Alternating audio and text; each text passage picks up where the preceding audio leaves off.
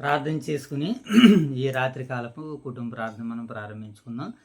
మరి సమయంలో దేవుడు గత కాలమంతా మరి మనల్ని కాచి కాపాడి ఈ రాత్రి కాల సమయంలో ఆయన సన్నిధి భాగ్యాన్ని, ఆయన సన్నిధి కాంతులను కుటుంబపు ప్రార్థన ద్వారాగా దేవుడు మనకు అనుగ్రహించిన విధానాన్ని బట్టి పరలోకమందున్నటువంటి కన్న తండ్రికి కృతజ్ఞతాస్తుతులు చెల్లించుకుంటూ మరి రాత్రికాల సమయంలో యెషయా గ్రంథము 66వ అధ్యాయాన్ని నేడు బైబిల్ పఠనంగా లేఖన భాగాలను చదువుకుంటూ దేవుని యొక్క ఆలోచనలు, ఉద్దేశాలు, ఆయన సంకల్పము, మరి ఆయా కాలాల్లో, ఆయా తరాల్లో, ఆయా జాతుల ద్వారాగా, జనాంగాల ద్వారాగా దేవుడు ఏ రీతిగా మహిమపరచబడ్డాడు, ఆయన మహిమకు వ్యతిరేకంగా ప్రజలు ఎలా జీవించారు, అలాంటి సందర్భాల్లో ఆయన తీసుకున్నటువంటి నిర్ణయాలు ఏంటి, ఆ నిర్ణయాల ద్వారాగా ప్రజలకి మేలు జరిగిందా, కీడు జరిగిందా, ఇలా దేవుని మనసుని ఒక్కొక్కటిగా మనం ఆలోచించి అర్థం చేసుకుని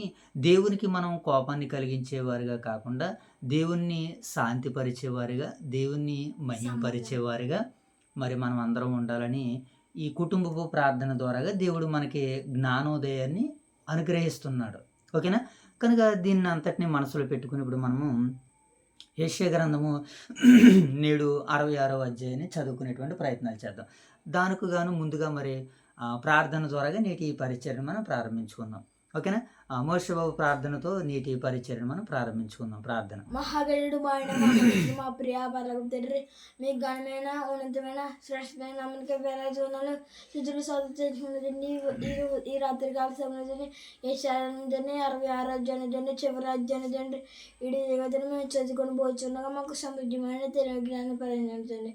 ఇదిగోండి తండ్రి, తండ్రి మొదటి అధ్యాయం తండ్రి ఈ 66వ అధ్యాయం వరకు మమ్మల్ని మాకు ఏ అడ్డంకులు, ఏ సమస్యలు రాకుండా చూసిన మీకు వేలాది వందనాలు, స్తుతులు స్తోత్రాలు తండ్రి.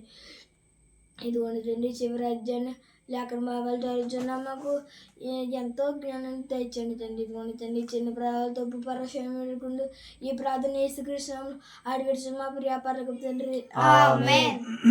జై తల్లి. ప్రార్థన మనకి వేలాడుకున్నాను తండ్రి. ఈరోజు రాత్రి కాల సమయంలో యెషయా గ్రంథం తండ్రి మొదటి అధ్యాయం తండ్రి 66వ అధ్యాయం వరకు తండ్రి ఈ అడ్డంకులు, సమస్యలు రాకుండా తండ్రి మీ నామత చేసి నీకు ఎంత ఉన్నది తండ్రి.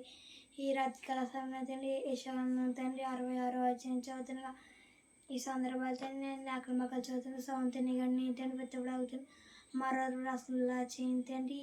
మేము ఈ పత్రిక ముగించుకుంటే తండ్రి రేపు రాత్రి కాల సమయం ఇంకో పత్రికలు అడుగు పెట్టుచుండగా తండ్రి ఆ పత్రికలో తండ్రి ఒకటో వచ్చింది తండ్రి కడప వరకు తండ్రి నీ నామయమది ఇలా చేయండి. మీరు ప్రేమించారు సాని సంఘం దించండి తండ్రి. ఊదురు వయసు క్రీడ సంఘం దించండి. భోజన ప్రియులు కుటుంబాన్ని కూడా ఆశ్రయించండి. రెండు సంవత్సరాలు దించండి తండ్రి. నూతనంగా తలసం మీ సేవకులను దించండి తండ్రి. చిన్న ప్రాంతంతో పెట్టుకుంటే ప్రార్థన యేసుక్రీస్తునామమున నడుతున్న పడతాను. ఆమేన్. మంచిది. మరి యొక్క సమయంలో ప్రార్థన చేసుకుని మరలా ఈ కార్యక్రమంలో మరింత ముందుకు వెళ్దాం. ప్రార్థన. మహాగణుడును, మహోన్నతుడును, పరిశుద్ధుడును, ప్రేమ కలిగిన, కృప కలిగిన పరలోకమందున్న మా కన్న తండ్రి, మీ ఘనమైన, ఉన్నతమైన నామానికే వేలాది వందనాలు, స్తుతులు స్తోత్రాలు దేవా. గత కాలమంతా మీరు మమ్మల్ని కాచి కాపాడి రాత్రికాల సమయంలో మీ సన్నిధి భాగ్యాన్ని, మీ సన్నిధి కాంతులను నాయన మీ ముఖ దర్శనాన్ని మీరు మాకు అనుగ్రహించారు ప్రభు. అందును బట్టి మీకు కృతజ్ఞతలు తండ్రి. తండ్రి సమయంలో మీ ప్రియకుమారులు మా రక్షకుడైన యేసుక్రీస్తు ప్రభుల వారి ద్వారాగా పరిశుద్ధాత్మ ప్రేరణతో తండ్రి యొక్క కార్యాన్ని మేము ముందుకు నడిపిస్తుండగా, జరిపిస్తుండగా మీ సహాయ సహకారాలు మాకు మెండుగా ప్రసాదించమని వేడుకుంటూ ప్రార్థన చేస్తున్నాం తండ్రి. అలాగే ప్రార్థించిన ఇరువురు బిడ్డలను దీవించండి, ఆశీర్వదించండి. ప్రార్థన పట్ల మరింత ఆసక్తిని, పట్టుదలను వారిలో ప్రేరేపించండి. ప్రార్థన ద్వారాగా, ఈ పరిచర్య ద్వారాగా నీ బిడ్డలు కొన్ని ఫలాలను పొందుకోవడానికి, ఆశీర్వాదాలను పొందుకోవడానికి, దీవెనలు పొందుకోవడానికి నాయన మరి వారికి పొందుకోవడానికి మీ సహాయమును దయచేయమని వేడుకుంటున్నాను తండ్రి. మీకు వందనాలు ప్రభువా. అలాగే తండ్రి యొక్క సమయంలో మీరు మమ్మల్ని ప్రేమించి ఇచ్చినటువంటి స్థానిక సంఘాలు, ఓదూరు, వైఎస్ఆర్ నగర్ సంఘాలను బట్టి సంఘంలో ఉన్నటువంటి విశ్వాసులు, నాయన పరిచారకులు, పెద్దలు, దైవ సేవకులు, వారి కుటుంబాలను బట్టి నాయన మీకు కృతజ్ఞతలు తెలుపుకుంటున్నాం తండ్రి. మరి ప్రభా మరి యొక్క సమయంలో నీ బిడ్డలందరినీ మీరు దర్శించండి, దీవించండి, ఆశీర్వదించండి. ప్రతి ఒక్కరికి కాలాన్ని, సమయాన్ని మీ మహిమ కొరకు వారికి అనుగ్రహిస్తున్నారు ప్రభా. మరి ఈ సమయంలో, ఈ కాలంలో మీ బిడ్డలందరూ మిమ్మల్ని ఏ రీతిగా, ఎటు రీతిగా మహిమపరుస్తున్నారో ప్రభా, మరి వారి భక్తి జీవితం మీద ఆధారపడి ఉందో ప్రభా.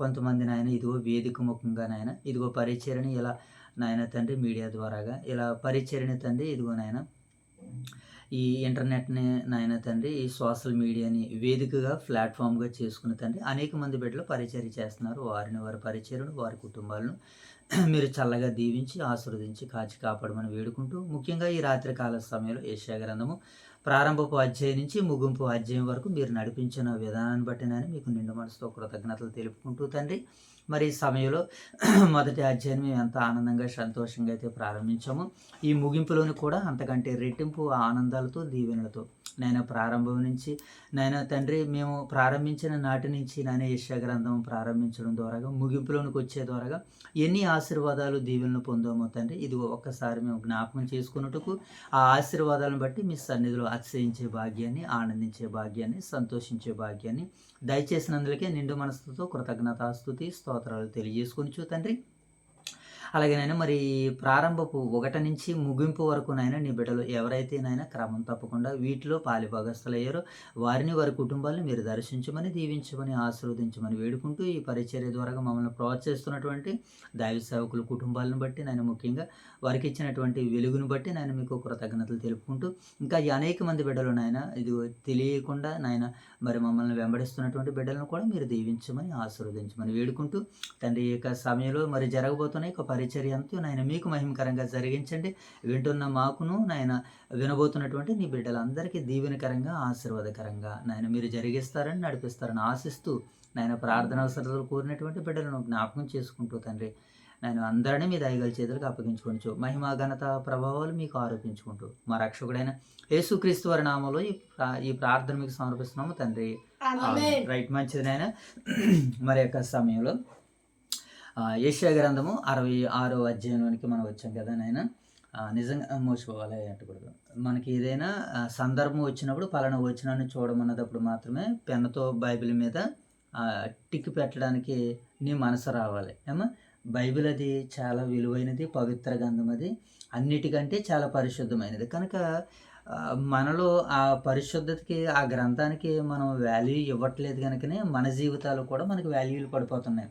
ఆ పవిత్ర గ్రంథాన్ని, పరిశుద్ధ గ్రంథాన్ని ఒక చోట ఉండాలి, అది మన దగ్గరకు వచ్చిందంటే దేవుడు నా దగ్గర ఉన్నాడు అన్నటువంటి ఆలోచనలతో మనం జాగ్రత్తలు వహించాలి పరిశుద్ధ గ్రంథం ముందు. ఓకేనా మోషబాబు?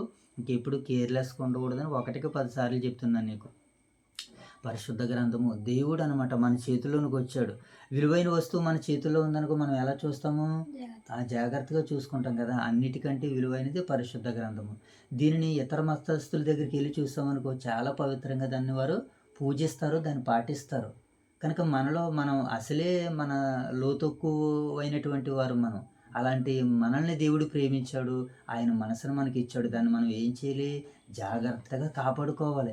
దానికి చిన్న గాయం కానీ, చిన్నది ఏదైనా కానీ, దానికి ఏదైనా చిన్న డాగు పడినా, గీత పడినా మనకు తగిలినట్టుగా దానిని భావించాలి. దాన్ని అంత గొప్పగా ఎంచుకోవాలి మనం. సరే, ఈ సమయంలో మనం యెషయా గ్రంథము 66వ అధ్యాయంలోనికి వచ్చాం కదా. నిజంగా వాస్తవానికి మరి యెషయా గ్రంథం 60వ మొదటి అధ్యాయం ప్రారంభించినప్పుడు మరి ఏ రీతిగా ఎలాగా దీన్ని ప్రారంభించానంటే కొన్ని బాధలతో, ఇబ్బందులతో పరిచర్య చేయాలి. దేవుని వాక్యం మన వినికిడిలో ఫలించాలి. దీన్ని ఎలాగా అని ఒక ఆలోచనకు వచ్చినప్పుడు పరిశుద్ధ గ్రంథంలో అనేకమైన గ్రంథాలు ఉన్నాయి, పుస్తకాలు ఉన్నాయి. మరి దీని ద్వారాగా ఏంటని మనం ఒక ఆలోచనకు వచ్చినప్పుడు దేవుడే దీనిని మనకి బయలుపరిచాడు. ఆయన మనము అడుగు వాటన్నిటికంటేనూ, ఊహించు వాటన్నిటికంటేనూ అత్యధికముగా, ధారాళముగా చేయగల శక్తి దేవునికి ఉన్నది. కనుక నీకు నాకు ఏదైతే అవసరం ఉందో నా అవసరతను బట్టి మాట్లాడతాడు. ఒక మాటలో చెప్పాలంటే నీ భక్తి దేనిలో అయితే లోపంగా ఉందో దేవుడు దానిలో నిన్ను నిలబెట్టడానికే నడిపిస్తాడు. ఇప్పుడు సాధారణంగా దేవుని యొక్క విశ్వాస జీవితంలో మనం ప్రయాణం కొనసాగిస్తున్న సుమారు 2008వ సంవత్సరం నుంచి నా క్రైస్తవ జీవితము ప్రయాణిస్తూ ప్రారంభమైంది. నేటికి సుమారు 13 సంవత్సరాల దగ్గరగా అవుతుంది నేను సువార్తని, దేవుణ్ణి తెలుసుకుని నా క్రైస్తవ జీవిత ప్రయాణాన్ని ప్రారంభించి. కనుక అప్పటి నుంచి దేవుని మీద ఆనుకుని ఆధారపడుతున్నటువంటి ఈ తరుణంలో మరి ఇప్పటికే మనకి ఏదైతే నా భక్తి జీవితానికి దేవుడు అవకాశంగా ఉందని ఆలోచించాడో దానిని మన కుటుంబ ప్రార్థనలో దీన్ని ముందుకు తీసుకుని వచ్చారు ఆయన. ఓకేనా మోషబాబు, అర్థమవుతుంది కదా. ఇప్పుడు దాన్ని మన ముందుకు తీసుకుని వచ్చాడు కదా. ఇక ఈ గ్రంథం మనకి ఏమని సెలవిస్తుందంటే, నా భక్తులు కొన్ని ఏమున్నాయంటే సందేహాలు ఉన్నాయి, అపనమ్మకాలు ఉన్నాయి. కనుక ఎలాంటి టైంలో నా కుమారుడికి ఏ మాటలు అందించాలంటే యెషయా గ్రంథాన్ని వీడు చదివితే బాగుంటుంది. వీడి కుటుంబానికి ఒక ఆదరణ కలుగుతుంది. ఎందుకనంటే భక్తి జీవితంలో ఏవైతే లోపాలు ఉన్నాయో, విశ్వాసం ఉంది కానీ అది పరిపూర్ణ స్థాయిలో లేదు. కనుక ఎవరికైతే విశ్వాసము తక్కువగా ఉన్నదో వారు విశ్వాసాన్ని పెంపొందించుకోవాలంటే వారు మొట్టమొదటిగా చదవలసినటువంటిది గ్రంథము యెషయా గ్రంథము. దీనిని చదివితే మనకు ఆశ్చర్యం కలుగుతుంది. దేవుడు ఏంటి తన ప్రజలకు ఎలాంటి కార్యాలు చేశాడా. బైబిలే ఒక ఆశ్చర్యకరమైనటువంటి పుస్తకం. మరలా పుస్తకాలలో ఇదొక ఆశ్చర్యకరమైనటువంటి గ్రంథము. కనుక దీంట్లో వ్రాయబడినటువంటి ఆ మాటలు అన్నీ కూడా ఎలాంటివంటే చాలా విలువైనటువంటివి. మనకి ఏం కలిగిస్తాయంటే ఆశ్చర్యాన్ని కలిగిస్తాయి. అలాగే ఈ దేవుని మాటలు చదువుతున్నాడు మనకి బలాన్ని కలిగిస్తాయి, శక్తిని కలిగిస్తాయి. కనుక దేవుని మాటలకి ఇంత ప్రేరేపణ ఉంది. ఈ అధ్యాయానికి ప్రాముఖ్యంగా ఏముందనంటే ఎండిన జీవితాలను దేవుడు చిగురింపజేయగలడని చెప్పడానికి ఈ అధ్యాయము ఒక పిలుపునిస్తుందన్నమాట. ఏమండి, ఎండిన జీవితాలను, విశ్వాస జీవితం ఏమైపోయిందంటే కొన్ని సందర్భాలలో విశ్వాసి పడిపోతూ ఉంటుంటాడు. అలా తిరిగి లేపబడాలంటే, దేవునిలో నిలబెట్టబడాలి అంటే, దేవుని కొరకు పరిచర్య చెయ్యాలి అని అంటే ఇది ఈ యెషయా గ్రంథం ఒక మోడల్ గ్రంథం అన్నమాట. ఒక మోడల్ పుస్తకం ఇది. కనుక ఈ యెషయా గ్రంథాన్ని దేవుడు మన భక్తి జీవితాన్ని పెంపొందించడానికి, మన విశ్వాసాన్ని రూఢుపరచడానికి, మనల్ని ఆశ్చర్యంగా చేయడానికి, నువ్వు నా కొరకు బ్రతికితే నేను నిన్ను ఎలా బ్రతికిస్తానో నీకు తెలియాలంటే ఈ అధ్యాయాన్ని లేదా ఈ గ్రంథాన్ని, ఈ పుస్తకాన్ని చదవాలని దేవుడు మనకి బహుమానంగా ఇచ్చాడు. కనుక అందుకని ప్రారంభించినప్పుడు ఎలా ప్రారంభించామనంటే కొంచెం చదవాలి, దీన్ని నేర్చుకోవాలి, తెలుసుకోవాలని ఒకవేళ చీకు చింతలతో ఇబ్బందులతో ప్రారంభించి ఉండొచ్చు. మేబీ బహుశా నాకు అంత అనుభవం లేదు. కానీ మరి ఇప్పుడు ముగింపులోనికి వచ్చేసరికి ఏమనిపిస్తుందనంటే ఆనందంతో ప్రారంభించాం, దీన్ని సంతోషంతో దేవుడు ముగిస్తున్నాడు అనేటువంటి ఒక ఆలోచన, ఒక ఆనందము నాకు అనిపిస్తుంది. కనుక మరి ఈ అధ్యాయాన్ని లేదా ఈ గ్రంథాన్ని ప్రారంభించినప్పుడు దీనిని పూర్తి చేయగలదనా లేదా అన్నటువంటి ఒక ఆందోళన, ఒక అపనమ్మకం నాలో కలుగుతూ ఉండేటువంటిది. ప్రారంభించావు మరి, ఎందుకంటే 66 అధ్యాయాలవి బిడ్డలతో, పిల్లలతో, నా పనులతో, నా పనిపాటలతో నేను ఎలా దీన్ని రీచ్ అవ్వగలనా తండ్రిని ప్రతిరోజు క్షోభిస్తూనే చింత కలిగి ఉన్నాను. ఎన్నో అవసరతలు, ఎన్నో ఇబ్బందులు, సంఘ కార్యక్రమాలు ఒక పక్షాన దైవ కార్యాలు, దీనికంటే గొప్పవైనవి, ఘనమైనవి ఇప్పుడు మనం అక్కడ తారసపడాలి, కనబడాలి. ఈ సమయం ఇక్కడ కుటుంబ ప్రార్థన, ఇదాగితే అక్కడ అదాగిపోతుంది, ఏంటి ఎలాగా, ఇదొక ఆందోళనతో ఉన్నదప్పుడు దేవుడు ఏం చేశాడంటే దిగులు పడకనాయనని ఆ రోజు యెషయా గ్రంథం ద్వారా దేవుడు తన బిడ్డలకి ఎంత ఆశ్చర్యాన్ని అయితే కలిగించాడో మనకి కూడా అంత ఆశ్చర్యాన్ని కలిగించడి. ఇవి కొన్ని అనుభవాలు ఇవి. కనుక మనం ఇన్ని రోజులు పడినటువంటి ఆ తపనలో ఏముందయ్యానంటే దేవుని సహాయం ఉందని చెప్పడానికి ఇది ఒక సూచన. ఎందుకనంటే ఇప్పటికే కార్యక్రమాలు, మరి కొన్ని కార్యక్రమాలు ఏమిటో దీన్ని ఆఫ్ చేయడానికి అసలే మనసు ఇబ్బందికరంగా ఉండేటువంటిది. ఎందుకంటే మన పనులు ఉన్నాయి కదా, మన పనులు ఆపుకోవాలి. దేవుని పని అనేటువంటిది ఎక్కడ ఆపకూడదు. ఇక్కడ ఈ పరిచర్య, మన కుటుంబ ప్రార్థన జరగాలి. అలాగే ప్రాముఖ్యంగా ఇప్పుడు మనకి సంఘ ప్రార్థనలు, సంఘ కార్యక్రమాలు, కృతజ్ఞత కూడుకులు, సంఘ పరిచర్య. ఈ పరిచర్య కంటే మనకి సంఘ పరిచర్యే మనకు గొప్పది. దీనికంటే దానిని మనం గొప్పగా ఎంచుకోవాలి. ఎందుకంటే సంఘం, అక్కడ సహోదరులు, సంఘము, బిడ్డలు అందరూ ఒకరినొకరు చూసుకుంటూ, ఒకరినొకరు ప్రేమించుకుంటూ క్రీస్తు సంకల్పాన్ని నెరవేర్చబెడుతుంది అక్కడ. కనుక దీనికంటే దాన్ని మనం గొప్పగా ఘనంగా ఎంచుకోవాలి. దీనిని మనం ఘనంగా ఎంచుకోనక మనకున్నటువంటి పనులు ఏముంటాయి, ఆ పనులు త్వరగా ముగించుకుని ఇక్కడ ఈ సన్నిధానంలో మనం ముగించుకుని మరలా మరి సంఘం ద్వారా జరుగుతున్నటువంటి కార్యక్రమాల్లో మనము పాలుభాగస్తులు కావాలి. అలా ఒడిదుడుకులతో ప్రారంభించినటువంటి యెషయా గ్రంథాన్ని దేవుడు మరి ఏం చేశాడు ఆశ్చర్యంగా. యెషయా గ్రంథం అంటేనే ఆశ్చర్యం. కన్యక గర్భవతి కుమారుని కంటదంటే ఆశ్చర్యం కదా. కన్యక గర్భవతి అయిందా? కుమారుని కన్నారా? ఎవరైనా ప్రభువుని యేసుక్రీస్తు వారు. ఆయన రాకడే ఆశ్చర్యం. ఆయన మరలా తిరిగి వెళ్ళారు, మరలా రాబోతున్నాడు. ఆయన మరొక రాకడే ఆశ్చర్యము ఆశ్చర్యము ఆశ్చర్యము. కనుక ఇంతటి ఆశ్చర్యకరమైనటువంటి సంగతుల్ని మనకు అనుగ్రహించిన పరలోకమందున్నటువంటి కన్న తండ్రికి మనం ఎలాగున్నామో తెలుసా? ఆశ్చర్యకరమైనటువంటి తన సంగతులను గుణాతిశయములో ప్రచురము చేయ నిమిత్తము మీరు ఏర్పరచబడిన వంశమును, రాజులైన యాజక సమూహమును, దేవుని పరిశుద్ధులై ఉన్నారని దైవ గ్రంథం మనకి ఇక్కడ సెలవిస్తుంది. కనుక మరి ఇంతటి చక్కటైనటువంటి ఆనందకరమైనటువంటి విషయాల్లోనికి మరి 66వ అధ్యాయం ముగించుకోవడానికి దేవుడు ఎంతగానో కృప చూపించిన విధానాన్ని బట్టి పరలోకమందున్నటువంటి దేవదేవుని కృతజ్ఞతలు తెలుపుకుంటూ, అలాగే మరి యొక్క సమయంలో యెషయా గ్రంథము ప్రారంభం నుంచి ఇప్పటి వరకు ఈ పరిచర్యలో ఉన్నటువంటి వాళ్ళందరికీ కూడా మరొకసారి మనం ఏం చేయాలంటే అందరికీ ఒకసారి వందనాలు తెలియజేద్దాం. ఎందుకంటే మనతో పాటు ఈ పరిచర్యలో వారు కూడా సహపౌరులు. ఈ పరిచర్యలో మనం పొందుకున్నటువంటి ఆశీర్వాదాలు వారు కూడా మరి పొందుకునేలాగానే దేవుని వేడుకుందాం. అలాగే ఈ పరిచర్యను వీక్షించి మనకి కొంతమంది మెసేజ్ ద్వారాగా, కొంతమంది మామూలు ముఖ పరిచయం ద్వారాగా మాట్లాడినటువంటి బిడ్డలందరూ కూడా దేవుడు తన సహాయాన్ని అనుగ్రహించును గాక. ఇంకా మరి రాగడ దినాల్లో అనేక కార్యక్రమాల ద్వారాగా దేవుని మనం మహిమపరుచుకుందాం, ఆనందపరుచుకుందాం, సంతోషపెట్టుకుందాం. సరే, ఇక నేటి రాత్రికాల సమయంలో యెషయా గ్రంథం మనం 66వ అధ్యాయానికి వచ్చాం కదా, ముగింపులోనికి. అందుని బట్టి మరి చాలా సంతోషిస్తున్నాను. కనుక ఇప్పుడు ఈ 60వ అధ్యాయాన్ని మనం ముగించేసుకునేటువంటి ప్రయత్నాలు చేద్దాం, ప్రారంభించుకుందాం మొట్టమొదటిగా. ఓకేనా? ఇప్పుడు ఈ యెషయా గ్రంథము 66వ అధ్యాయం మనకి ఏమని సెలవిస్తుంది? మొదటిగా దీని నేపథ్యం ఏంటి అని మనం ఆలోచన చేసినప్పుడు, ఈ యెషయా గ్రంథము ఈ అధ్యాయం ఏంటంటే దేవుని యొక్క సార్వభౌమాధికారాన్ని తెలియజేస్తుంది అనమాట. ఈ 66వ అధ్యాయము దేవుని యొక్క సార్వభౌమాధికారాన్ని తెలియజేస్తుంది. నిజమైన ఆరాధన ఏటి మోషబాబు? ఇంకేది చేయకూడదు. ఇంకా నిజమైన ఆరాధన, తీర్పు, అలాగే సృష్టికి సంబంధించినటువంటి ప్రధాన అంశాలని ఈ అధ్యాయం మనకి సెలవిస్తుంది. మొత్తానికి దేవుని యొక్క సార్వభౌమాధికారాన్ని, నిజమైన ఆరాధన, తీర్పు, అలాగే సృష్టికి సంబంధించినటువంటి ప్రధాన అంశాలని ఈ అధ్యాయం మనకి సెలవిస్తుంది. ఇది మొదటి భాగం, ఇది నేపథ్యం. కనుక ఇప్పుడు దీని యొక్క ఈ యెషయా గ్రంథం 66వ అధ్యాయం సారాంశాన్ని మనం ఒకసారి చూద్దాం. ఇప్పుడు ఈ సారాంశంలో ఈ అధ్యాయంలో ఎన్ని వచనాలు ఉన్నాయి? ఫైనల్గా 24, అంటే 24 వచనాలు. లాస్ట్ టైం నిన్న కూడా అనుకున్నాం కదా 24 వచనాలని. ఒకసారి బ్యాక్ వెళ్ళండి. 65 అధ్యాయం ఎన్ని వచనాలు? 25 సుమారుగా. Very good. అంటే ఒక వచనం అటు ఇటులో. Okay, right. అయితే ఇప్పుడు ఈ 24 వచనాల సారాంశాన్ని మనం ఏం చేద్దాం? తెలుసుకునేటువంటి ప్రయత్నాలు చేద్దాం.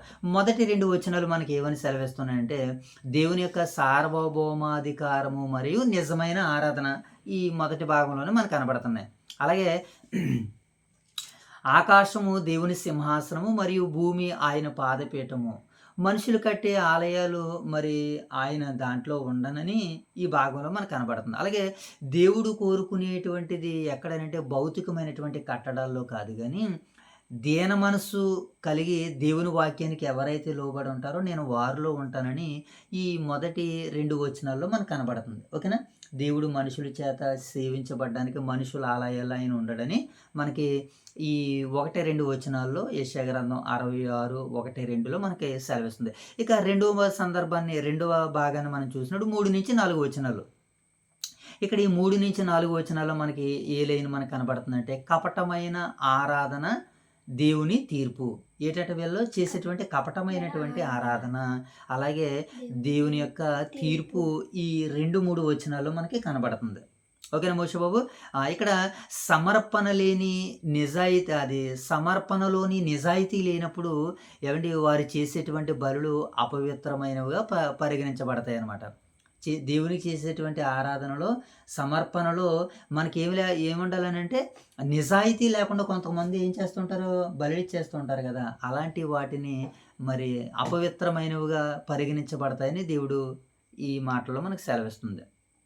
ఉదాహరణ, ఎద్దును వధించేవాడు మరి మనిషిని చంపినవాడు అని మనకి లేఖనాల్లో మనకి ఈ మాటలన్నీ తారసపడుతూ ఉంటుంటాయి.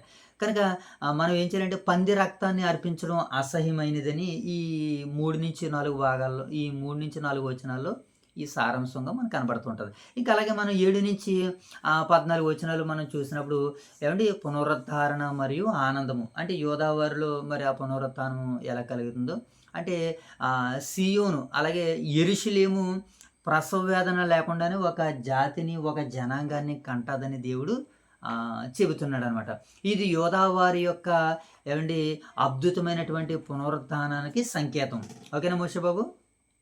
ఇంకా మరొక భాగాన్ని మనం చూడగలిగినట్లయితే దీంట్లోనే యెరూషలేమును ప్రేమిస్తూ ఏమండి ప్రార్థించేవారు దానితో కలిసి ఆనందిస్తారని వాగ్దానం చేయబడింది. ఏం వాగ్దానం చేయబడింది మోషే బాబు? యెరూషలేమును ప్రేమిస్తూ దాని కొరకు ప్రార్థన చేసేవారు దానితో కలిసి ఆనందిస్తారని మరి ఈ భాగాల్లో దేవుడు వాగ్దానం చేసినట్లుగా మనకు కనపడుతుంది. ఇక చివరిగా 15-24 వచనాలు. ఓకేనా మోషే బాబు?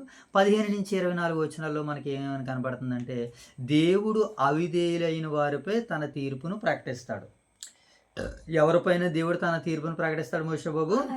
అవిధేయులైన వారి మీద దేవుడు తన తీర్పును ప్రకటిస్తాడని, సకల జనులను తన మహిమ చూడడానికి పిలుస్తాడని, ఓకేనా, క్రొత్త ఆకాశము క్రొత్త భూమి స్థాపన గురించి ఈ భాగాల్లో మనకు కనపడతాయి.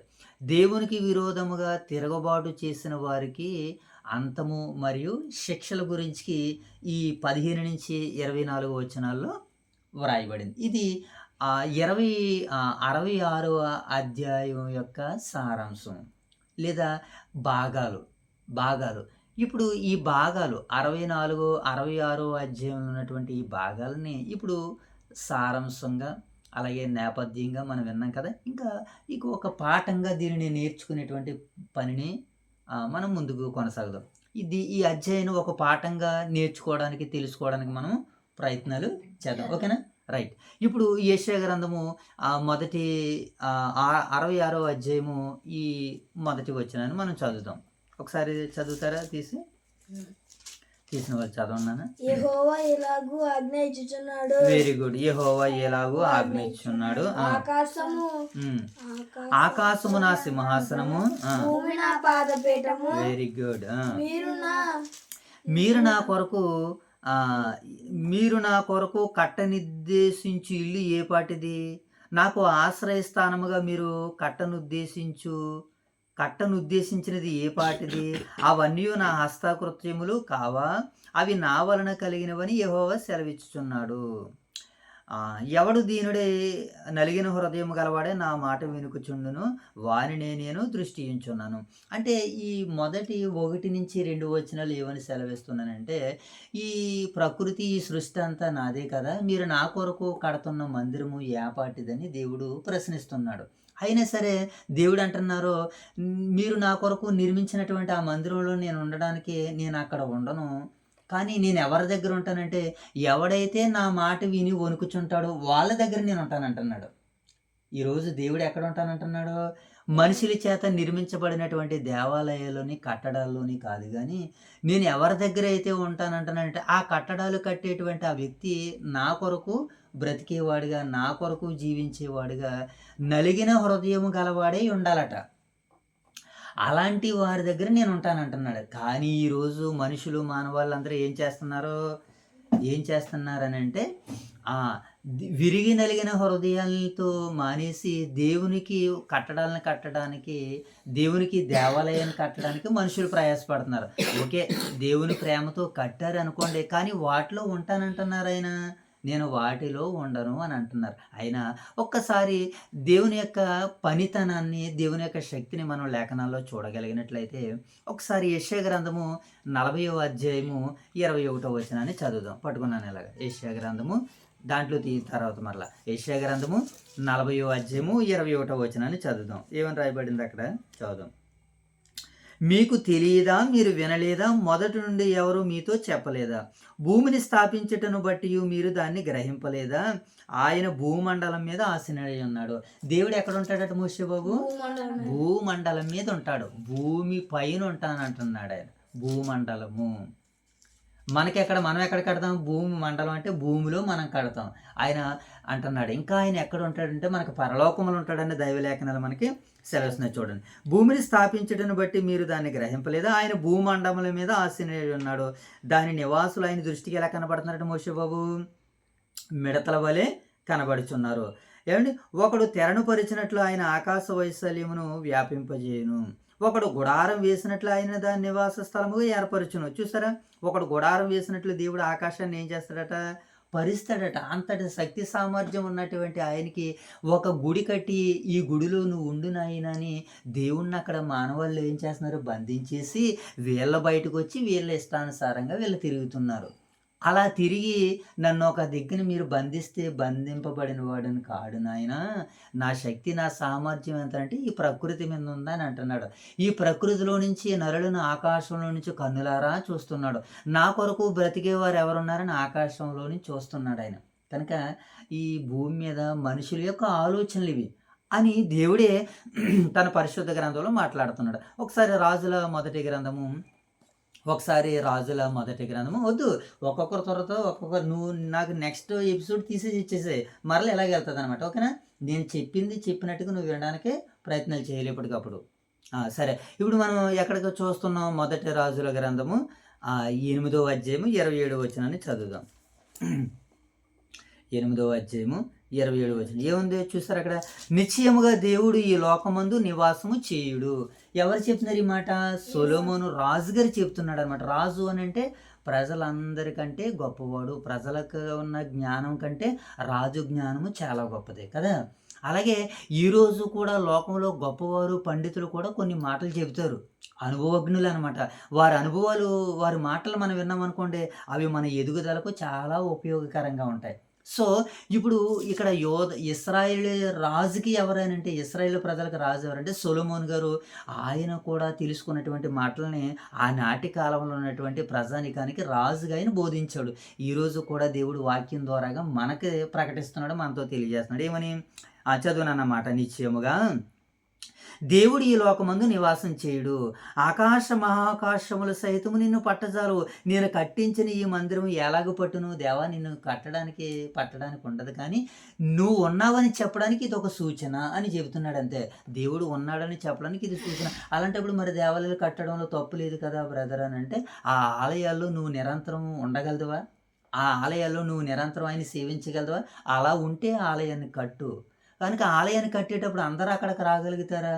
రాలేరు. అంటే మనం ఇలా ఒక్కొక్కటి ఆలోచన చేస్తే అందరి కొరకు ఒక్కదాన్ని మనం సిద్ధం చేయాలి. అది ఏంటంటే దేవుడు ఏం సిద్ధం చేస్తున్నాడు అన్నది మనం తర్వాత వింటే మనకి చాలా బాగా అర్థమవుతుంది. కనుక ఇప్పుడు దేవుడు ఏం చేయడట, ఎక్కడ ఉంటానంటున్నాడు ఆయన? మనుషులతో నిశ్చయముగా ఈ దేవుడు ఈ లోకమందు నివాసం చేయుడు. ఆకాశ మహాకాల సహితము నిన్ను పట్టజాలవు.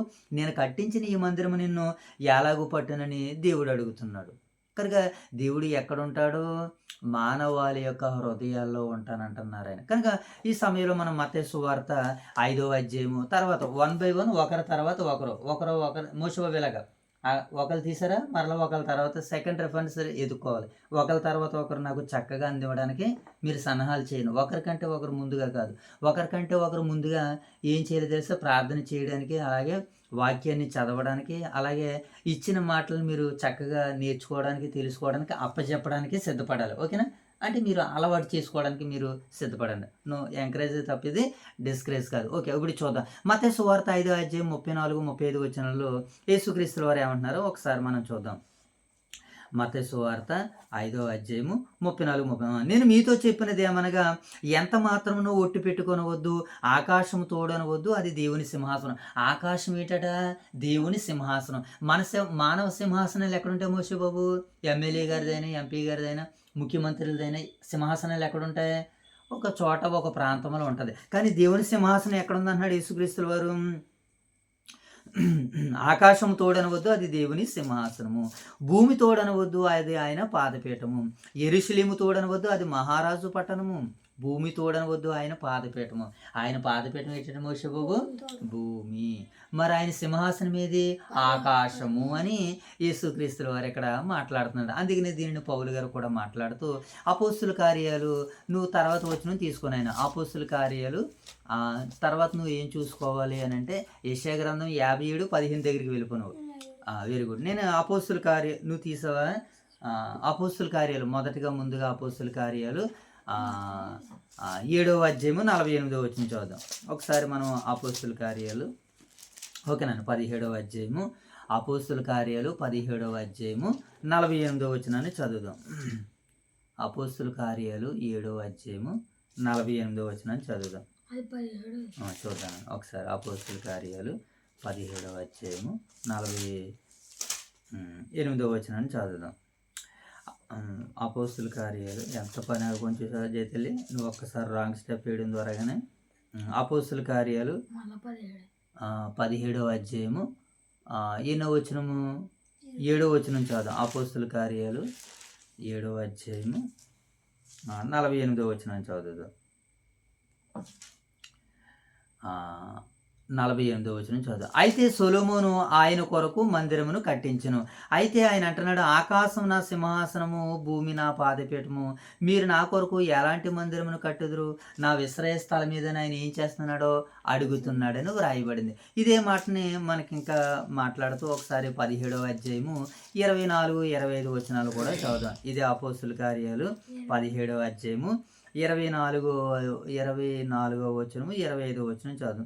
జగత్తును అందరి సమస్తమును నిర్మించిన దేవుడు తానే ఆకాశమును భూమికిని ప్రభువై ఉన్నందున హస్తాకృతములైన ఆలయములు ఆయన నివసించడు. ఇలా చూడాలి. బైబిల్ నేను ఏది మాట చదువుతున్నానో మరలా మీరు ఆ మాటని నాకు తీసి ఇచ్చిన తర్వాత మరలా అక్కడ రెఫరెన్స్ దగ్గరికి వెళ్ళి నాతో పాటు చెప్పడానికి మీరు ప్రయత్నాలు చేయాలి. ఇప్పుడు 17వ అధ్యాయము 24వ వచనంలో యేసుక్రీ అది ఇక్కడ పౌలు గారు ఏమన్నారు, జగత్తును అందరి సమస్తమును నిర్మించిన దేవుడు తానే ఆకాశముకును భూమికిని ప్రభువు అయి ఉన్నందున హస్తాకృత ఆలయములు అంటే మనుషుల చేత చేసిన వాటితో దేవుడు ఏం చేయడట, నివసింపడు అని వ్రాయబడింది. కింద ఇంకా అంటున్నాడు, ఏమంటున్నాడో చూద్దాం. నివసింపడని ఎరుగుదుము. తర్వాత మాట ఏంటి, ఆయన అందరికీ జీవమును ఊపిరిని దయచేవాడు గనక తనకు ఏదైనా కొదువై ఉన్నట్టు మనుషుల చేతులతో సేవింపబడివాడు కాడు. అంటే మనుషుల చేతులతో సేవింపబడడానికి ఆయన ఒక ఆలయములోను మందిరములోను దేవాలయములోను ఉండడు. మరి ఎక్కడ ఉంటాడంట ఆయనని, ఆయన మనసుని ఇంకా మనం బాగా అర్థం చేసుకోవడానికి ప్రయత్నం చేసగలిగినప్పుడు దేవుడు ఉండేది ఎక్కడంటే మనుషుల్లోనా మందిరాల్లోనంటే దేవాతి దేవుడు మనుషుల్లో ఉండాలనుకుంటున్నాడు. ఎక్కడ ఎలా ఉండాలనుకుంటున్నాడో ఒక మంచి మాటను మనం చూద్దాం. 57వ అధ్యాయము యెషయా గ్రంథము 17వ వచనాన్ని చదువుదాం. యెషయా గ్రంథము 57వ అధ్యాయము 17వ వచనాన్ని చదువుదాం. యెషయా గ్రంథము 57వ అధ్యాయము 15వ వచనం చదువుదాం.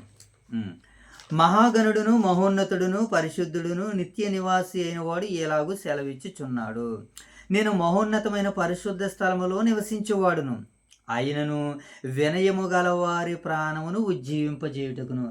ఎవరినట మోషే బాబు, వినయము గలవారి ప్రాణమును ఉజ్జీవింపజేయుటకును, నలిగిన వారి ప్రాణమును ఉజ్జీవింపజేయుటకును, వినయము గలవారి యొద్దను దీన మనసు గలవారి యొద్దను నేను నివసించుచున్నాను.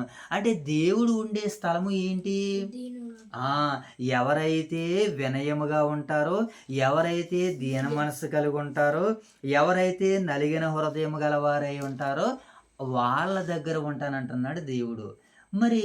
మరి ఎవరి దగ్గర ఉండడు, తిరుగుబాటు వారి దగ్గర ఉండడు, పొగరబోతుల దగ్గర ఉండడు, అహంకారుల దగ్గర ఉండడు, అవివేకి దగ్గర ఉండడు అని మనం కొంత లిస్ట్ రాసుకోవచ్చు అనమాట. దీనిని బట్టి దేవుడు మనకు ఒక లైన్ చెప్పాడు, ఏమని, నేను ఎవరి దగ్గర ఉంటానంటే నేను వీళ్ళ దగ్గర ఉంటాను అని అన్నాడు. ఎవరో వినయము కలిగినటువంటి వారు, విరిగి నలిగినటువంటి వారు, దీన మనసు కలిగినటువంటి వారు, నేను వాళ్ళ దగ్గరే ఉంటాను అన్నాడు. ఇప్పుడు అబద్ధాలు ఆడేవారి దగ్గర ఆయన ఉంటాడా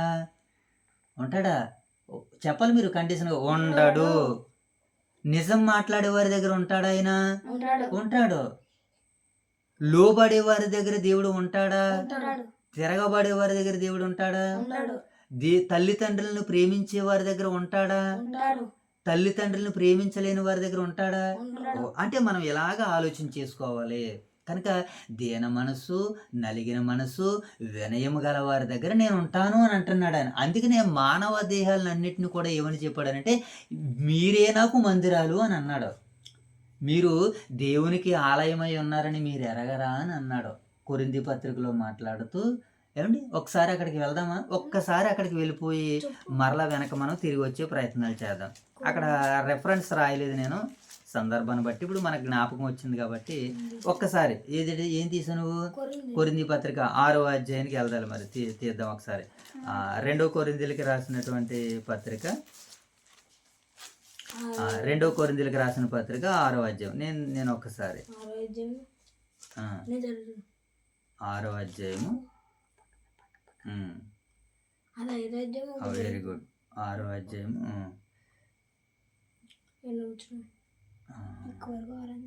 వెరీ గుడ్. దాన్ని బట్టి మనం చూద్దాం ఒకసారి. మొదటి కొరింథీయులకు రాసినటువంటి పత్రిక 6వ అధ్యాయానికి వెళ్దాం. చూడండి ఒకసారి.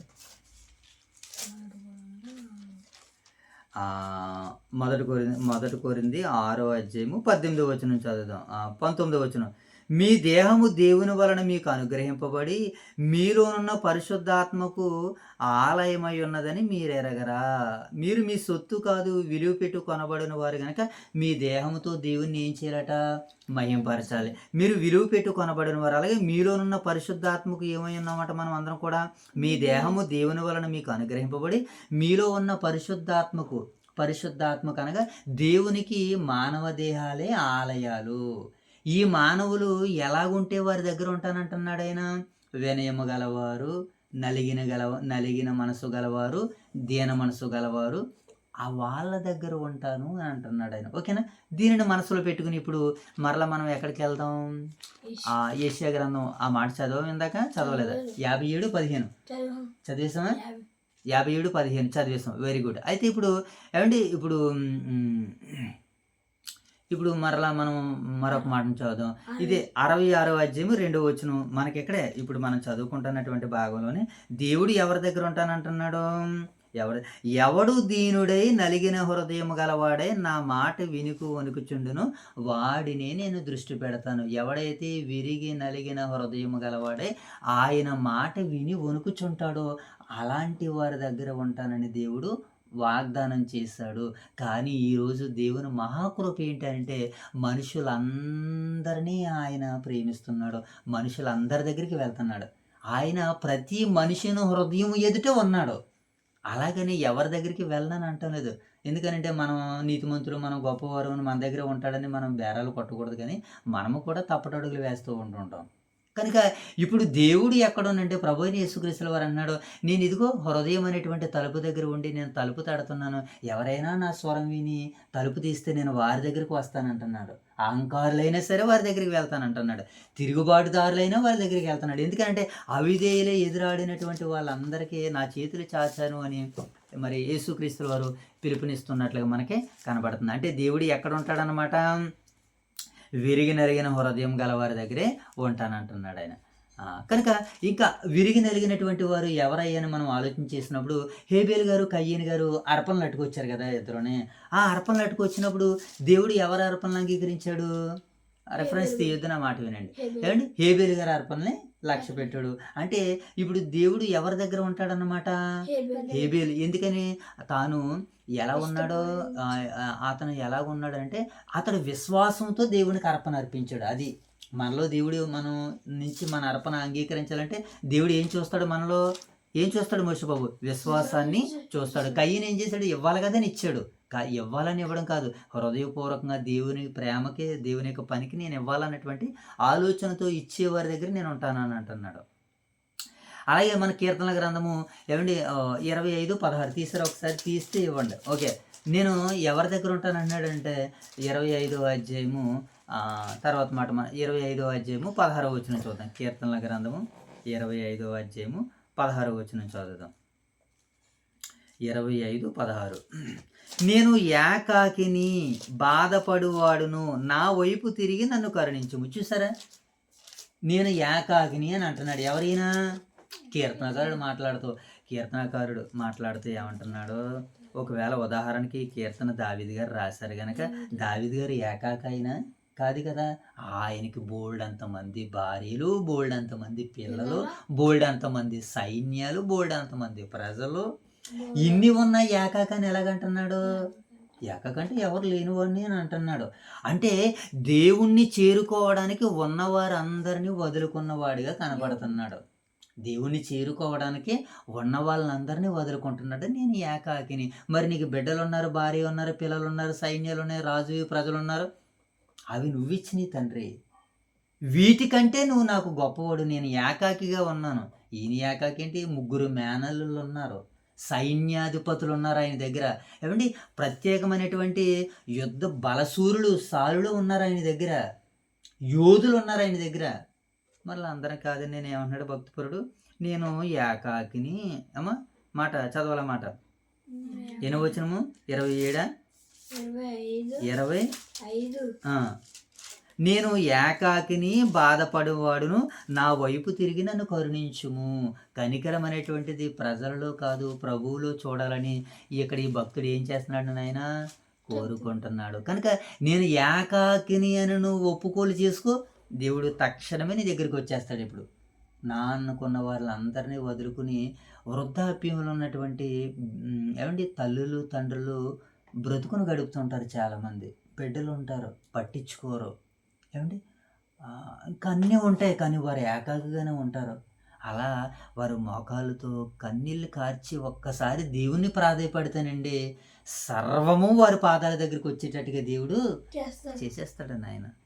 అలాంటి జీవితాన్ని, అలాంటి అనుభవం విశ్వాసులకు ఉండాలి. నా బిడ్డలు నన్ను వదిలేసి వెళ్ళిపోయారా అన్నటువంటి ఆలోచన ఉందా మోషబాబిలాగా? నా బిడ్డలు నన్ను వదిలేసి వెళ్ళిపోయారు అన్నటువంటి ఆలోచన ఎవరికైనా ఉంటే నిజంగా దేవుడు నీకు తోడుగా ఉన్నాడని అర్థం అవ్వాలన్నమాట. బిడ్డ ఎవడండి? బిడ్డ ఎవరు? దేవుడిస్తే వచ్చాడు. వాడెంత దేవుని కంటే గొప్పవాడు కాదు కదా. నీ బిడ్డ అయినా, నీ భర్త అయినా, నీ భార్య అయినా, నీ పిల్ల అయినా, నీది ఏదైనా సరే నేను ఏకాకిని అని ఒప్పుకోలు చేసుకుంటే నీ దగ్గరకు వచ్చేస్తానంటున్నాడు పరమ తండ్రి, కన్న తండ్రి. కనుక ఇలా ఆయన మాటలు మనం ఆలోచన చేస్తున్నప్పుడు ఇంకా మంచి మాటలు మనకు కనబడతాయి. ఒకసారి యెషయా గ్రంథము 51వ అధ్యాయము 17వ వచనం చదువు చూడండి. 51వ కీర్తన గ్రంథము ఒకసారి అనుకుంటా, కీర్తన 51:17 చూద్దాం. కీర్తన గ్రంథము ఇదిగోనండి 51వ అధ్యాయము 17వ వచనం. 51:17 ఉందా? రైట్. విరిగి నలిగిన మనసే దేవునికి ఇష్టమైన బలులు. ఏటట మోషబాబు? విరిగి నలిగిన మనసే దేవునికి ఇష్టమైనటువంటి బలి. ఎలాంటి బలులు అర్పించాలి? దేవా, విరిగి నలిగిన హృదయమును నీవు అలక్ష్యము చేయవు. విరిగి నలిగినటువంటి మనసు బిడ్డలను బట్టి విరిగిపోతుంది. చాలా మందికి, తల్లులకి తండ్రులకి విరిగిపోతుంది. బిడ్డల మనసులను బట్టి విరిగిపోతుంది. ఆ విరిగిపోయిన మనసే నాకు కావాలంటున్నాడు. అప్పుడు అనుకుంటావు అనమాట, నాకు ఎవరొద్దు తండ్రి, నాకు కుమారుడు వద్దు, కుమార్తెలు వద్దు, వీళ్ళ వల్ల నేను విరిగిపోయాను. విరిగిన మనసే ఆ బలి కోరుకుంటున్నాడు దేవుడు. అలా మనల్ని నడిపిస్తాడు అనుభవాల్లోనికి. అలా అనుభవాల్లోనికి ఆయన ఏం చేస్తాడు? మనల్ని నడిపిస్తారు. కనుక ఆయన మనసును మనం అర్థం చేసుకునే వారిగా ఉండాలి. మత్తయి సువార్త 5వ అధ్యాయము 1/1 నెక్స్ట్ అక్క వేస్తుంది. మత్తయి సువార్త 5వ అధ్యాయము 3-4 వచనాలు ఏమని రాయబడింది అక్కడ? ఆత్మ విషయమై దీనులైన వారి ధన్యులు, పరలోక రాజ్యము వారిది. ఆత్మ విషయమై వీళ్ళు విరిగి నలిగిన మనసు గలవారు గనక ఆత్మ విషయమై దీనులైన వారు ధన్యులు, పరలోక రాజ్యం వారిది. దుఃఖపడు వారు ధన్యులు, వారు ఓదార్చబడతారు. ఎలాగా? దైవ లేఖనాలతో ఓదార్పు రావాలి. మనుషులు ఓదార్పు వద్దు మనకి. మనుషులు ఓదార్పు ఎంత ఉందో, ఒక అరగంట పావుగంట ఇచ్చి వెళ్ళిపోతారు. మరలా నీతో నాతో పాటు ఉంటారా? దేవుడు ఏం చేస్తాడు? నిరంతరం మనతో ఉండే ఆయన మనల్ని ఏం చేస్తాడంటే ముందుకు తీసుకుని వెళ్ళిపోతాడు. అలాగా ఇద్దరు వ్యక్తులు ఏం చేశారు? లోక సువార్తలు పరిచయులు సుంకరి ప్రార్థన చేయడానికి వెళ్తే దేవుడు ఎవరు ప్రార్థన అంగీకరించాడు? అతడు దేవుని తట్టు చూడడానికి కూడా ఏం చేశాడంటే సందేహించాడు. ఆ మాటను చూద్దాం ఒకసారి. లోక సువార్త నువ్వు యాకోబు 4:6 తీసుకో చేయగాడు. లోక సువార్త 18, 13, 14 వచనాలు చూద్దాం. లోక సువార్త లోక సువార్త 18వ అధ్యాయము 13వ వచనాన్ని చదువుదాం. అయితే సుంకరి దూరముగా నిలుచుండి ఆకాశం వైపు కన్నులెత్తుటికైనను ధైర్యము చాలక రొమ్ము కొట్టుకొనుచు, దేవా, పాపినైన నన్ను కరుణించమని పలికెను. పాపినైన నన్ను కనికరించు. ఈరోజు ఇంతమంది ఉన్నవారందరితో నేను ఎన్నాళ్ళు ఆనందించాను, సంతోషించాను, కానీ వాళ్ళందరూ నన్ను వదిలేసి వెళ్ళిపోరు. దేవా, నన్ను కనికరించు అని దేవుణ్ణి వేడుకుంటే నీ దగ్గర ఉంటానంటున్నారు ఆయన. నీ దగ్గర, మన దగ్గర ఉంటానంటున్నాడు. కనుక ఆయన ఉండే ఆ చోటుని మనం సంపాదించుకునేటువంటి పనిలో ఉందో.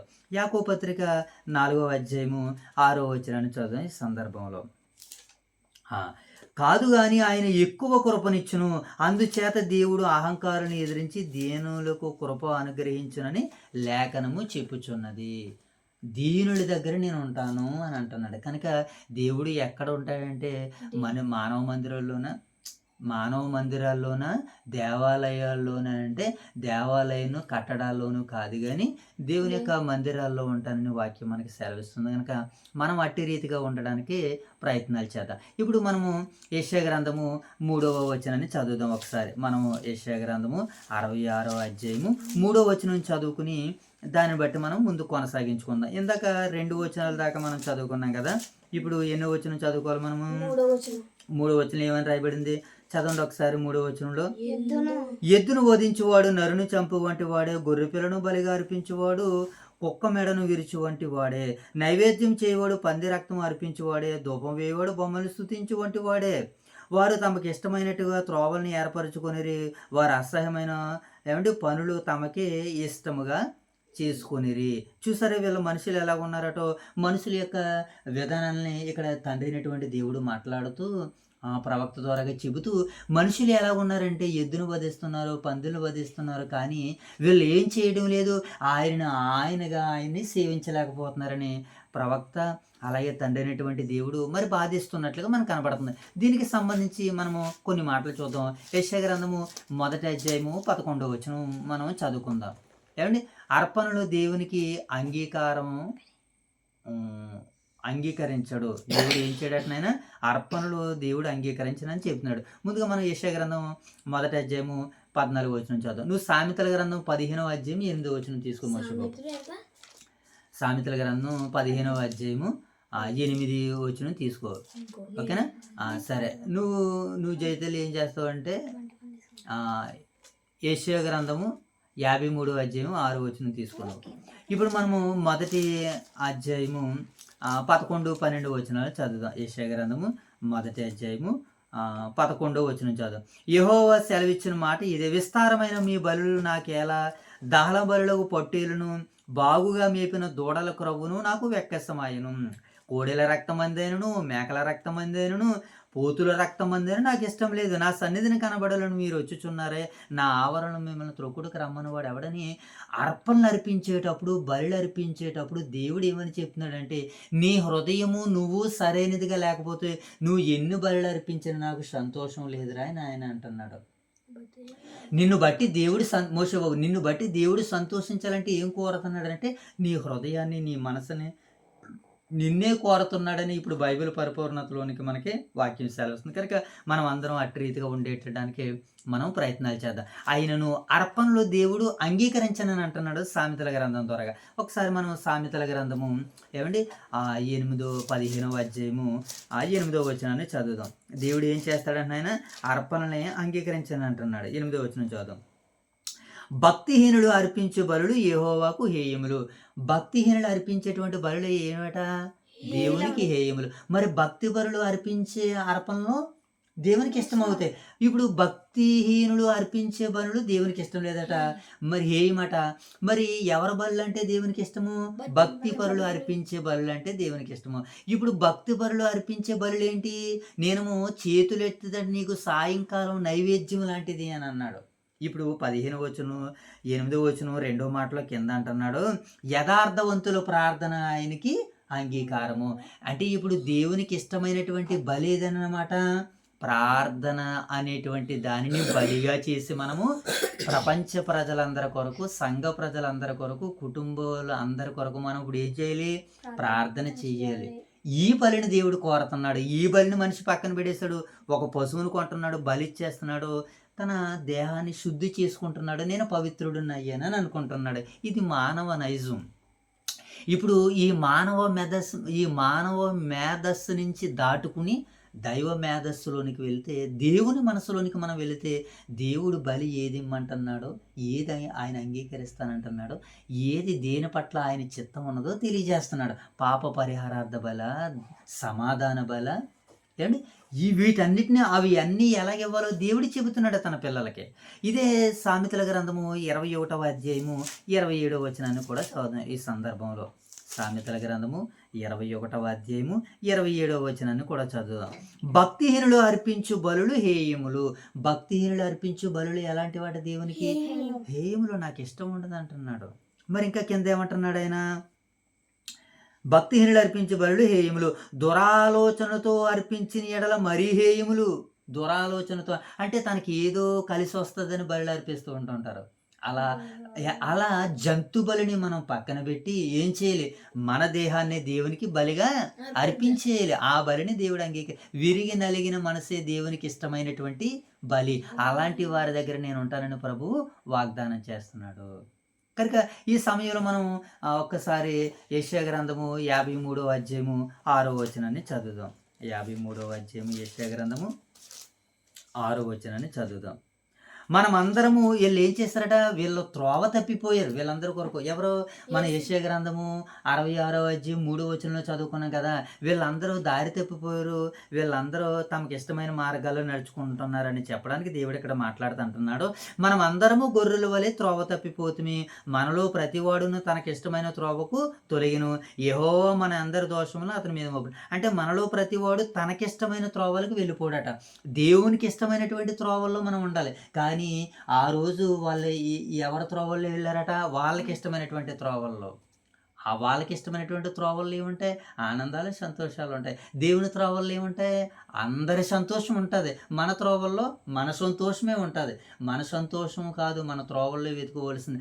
అందరి సంతోషాలని కలిగించే త్రోవల్లోనికి మనము ప్రయాణించాలి. దీనికి గాను ఒక మంచి మాటను మనం చూద్దాం. ఒక్కసారి దీనికి గాను ఒక మంచి మాటను మనం చూద్దాం.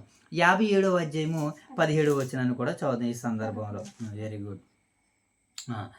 వారి లోభం వలన కలిగిన దోషమును బట్టి నేను ఆగ్రహపడి తిని వారిని కొట్టివేసి తిని, నేను నా ముఖము మరుగు చేసుకుని కోపగించి తిని, వారు తిరగబడి తమకిష్టమైన మార్గములను నడుచుచూ వచ్చిరి. ఏంటంటే వీళ్ళు తమకిష్టమైన మార్గాలు, మరలా ఇష్టమైన మార్గాల్లో వెళ్ళడానికి నా మీద తిరగబడి. అప్పుడప్పుడు చెబుతాం, ఒరే పిల్లలకి ఎలా వెళ్ళకండ్రా ఈ దారి గుండా అంటే ఆ పిల్లలు ఏం చేస్తారు? ఆయన మాట కొట్టేసి అంటే ఆయన మాట మీరి ఆయన మీద తిరగబడి ఆ త్రోవలోనే వెళ్తారు. తర్వాత ఆపదలు ప్రమాదాలు కొని తెచ్చుకుంటారు. టీచర్లు చెబుతారు పిల్లలకు, ఒరే మేడ మెట్లకి ఎక్కకూడదురా అలాగంటారు. వీళ్ళు ఓవరగా ఎక్కుతారు, అక్కడి నుంచి కింద పడుతుంటారు, కాలు చెయ్యు నిప్పు పడుతుంటుంది. అంటే ఇక్కడ దేవుడు కూడా ఏం చేయడు? వారు తిరగబడి తమకిష్టమైన మార్గమును నడుచుచూ వచ్చిరి. అంటే నా మార్గాల్లో నడవండ్రా నాయనని దేవుడు అంటున్నాడు. నీ మార్గాల్లో వెళితే మాకేముంటుందిలే సంతోషం, మా మార్గాల్లో మేము వెళతామని దేవుని మీద తిరగబడినటువంటి బిడ్డల గురించి దేవుడు బాధపడుతూ రాయిస్తున్నటువంటి మాటలు ప్రియులారివి. కనుక అసహాయ కార్యాలను బట్టి ఆయన ఆనందించడు. ఏ కార్యాలను బట్టి చేస్తే ఆయన ఆనందిస్తాడు? ఆయన త్రోవల్లో యెహోవా యందు భయభక్తులు కలిగి ఆయన త్రోవల యందు నడుచువారు, త్రోవల్లో నడుచువారు ధన్యులు. తమకిష్టమైనటువంటి త్రోవల్లో కాదు, దేవుడు ఏర్పరిచిన త్రోవల్లో నడుచుకుని వారు నిశ్చయముగా నీవు నీ చేతుల కష్టార్జితాన్ని నువ్వు అనుభవిస్తావు. నీ పిల్లలు, నువ్వు, ఒలీవ మొక్కలు, నీ భార్య అందరికీ సంతోషదాయకంగా నువ్వు ఉన్న దాంట్లో నుంచి, నీ సమృద్ధిలో నుంచి ఎదుటి వారికి తీసుకుని వెళ్ళేస్తూ ఉంటుంటావు. వారు దాన్ని బట్టి నీ కుటుంబాన్ని మహిమపరుస్తూ ఉంటారు. ఎందుకంటే గొప్ప భాగ్యం ఉంది ప్రియులారా. కనుక ఇలా ఆయన త్రోవల్లో మనం నడవాలి. అహంకార కార్యాలను బట్టి ఆయన ఆనందించడు. కొంతమంది ఏమనుకుంటున్నారట? ఏమండి నా ఒక మాట అంటాడు మోసబోవాలు. కొంతమంది ఒక మాట అంటాడు దేవుడు బైబిల్ గ్రంథంలో. పిలిపిలికి రాసినటువంటి పత్రిక 3వ అధ్యాయము 18, 19 వచనాలు మనం చదువుదాం. పిలిపిలికి రాసినటువంటి పత్రిక 3వ అధ్యాయము 18. అనేకులు క్రీస్తు శిలువకు శత్రువులుగా నడుచుకొనిచున్నారు. ఏ త్రోవలో నడుస్తున్నారు? క్రీస్తు త్రోవలకి వ్యతిరేకంగా నడుస్తున్నారు. వ్యతిరేకం అని అంటే వీళ్ళకు అనుకూలంగా, వీళ్ళకి అనుకూలం అంటే తమకి ఇష్టమైనటువంటివి. తమకి ఇష్టమైనవి అని అంటే దేవుడు మార్గాలను విడిచిపెట్టేసి వీళ్ళు ఏం చేస్తున్నారట? చదువుదాం. అనేకులు క్రీస్తు శిలువకు 18. అనేకులు క్రీస్తు శిలువకు శత్రువులుగా నడుచుకొనిచున్నారు. వీరిని గూర్చి అనేక పర్యాయములు చెప్పి ఇప్పుడును ఏడ్చుచు చెప్పుచున్నాడట. ఒరి ఈ మార్గాల్లో వెళ్ళొద్దురా బాబు, ఏడుస్తున్నా సరే ఆయన మీద తిరగబడి వీళ్ళు ఎలా నడుస్తున్నారట? నాశనమే వారంతము, వారి కడుపే వారి దేవుడు. వారు తాము సిగ్గుపడవలసిన సంగతులు యందు అతిశయించుచున్నారు. భూ సంబంధమైన వాటి యందే మనసు పెడుతున్నారు. ఎక్కడ పెడుతున్నారంట మనసు? మూషబబెల్లో భూ సంబంధమైన వాటి మీదే పెడుతున్నారు. అవును, దేవుని మార్గాలు కాదని మన మార్గాల్లో మనం వెళ్తే భూ సంబంధమైన వాటి మీద మన విశ్వాస జీవితాన్ని కట్టుకుంటాం. ఇప్పుడు గాలివాన రాగానే ఆ విశ్వాస జీవితం భూ సంబంధమైనటువంటి విశ్వాసం ఏమైపోతుంది? ఆ గాలికి పడిపోద్ది. కనుక మనం గాలికి పడిపోయే విశ్వాసాల మీద కట్టకుండా ఉండాలంటే దేవుని త్రోవల్లో నడవాలి. దేవుని త్రోవల్లో మార్గాల్లో వెళ్ళాలంటే మన త్రోవలో మన మార్గాలని నువ్వు యెహోవా మీద ఏం చేయాలి? ఆధారపడాలి. ఆయన మీద ఆనుకోవాలి. ఏం చేయాలి? నీ ప్రవర్తన అంతటి యందు ఆయన అధికారానికి నువ్వు ఒప్పుకోవాలి. అప్పుడు నీ త్రోవలను ఆయన సరళం చేస్తాడు. నీ మార్గాలు నీకు దీవెనకరంగా నడిపిస్తాడు. ఓకేనా? ఇక్కడితో మనకి ఈ భాగం పూర్తయింది. ఇప్పుడు యెషయా గ్రంథం 4వ అధ్యాయం మనం చదువుకుందాం ఒకసారి. Very good. ఇప్పుడు యెషయా గ్రంథము 66వ అధ్యాయము 4వ వచనం చదువుకుని దానికి సంబంధించినటువంటి మాటను చదువుకుందాం. నేను పిలిచినప్పుడు ఉత్తరం ఇచ్చేవాడు ఒకడును లేకపోయెను, నేను మాటలాడినప్పుడు వినువాడు ఒకడును లేకపోయెను. నా దృష్టికి చెడ్డదైన దానిని చేసిరి, నాకిష్టము కాని దానిని కోరుకొనిరి. కావున నేను వారిని మోసములో ముంచుదును, వారు భయపడు వారిని వారి మీదకి రప్పించదును. ఇక్కడ కూడా 4వ అధ్యాయంలో కూడా దేవుడు విస్తరించి మాట్లాడుతున్నాడు. ఏమని మాట్లాడుతున్నాడు మోషే బాబు? నేను పిలిచాను, మీరు రాలేదు అంటున్నాడు. నేను మాట్లాడాను, నా మాట వినలేదు అంటున్నాడు. అందుకనే మీ దృష్టికి మీరు చెడ్డమైన దాన్ని ఎంచుకున్నారు కనుక నేను పిలిచినప్పుడు రాలేదు మీరు, అంతే కదా. నేను పిలిచినప్పుడు మీరు రాలేదని అంటే మీరు ఊళ్ళోకి వెళ్ళాలి. ఊళ్ళోకి ఎందుకంటే ఏదో కొనుక్కు తినాలా, ఏదో ఒక ఆలోచన అలా ఉంటుంది కదా. దేవుడు తన పిల్లలను కూడా ఏం చేశాడంటే పిలిచాడు. ఎందుకు పిలిచాడు?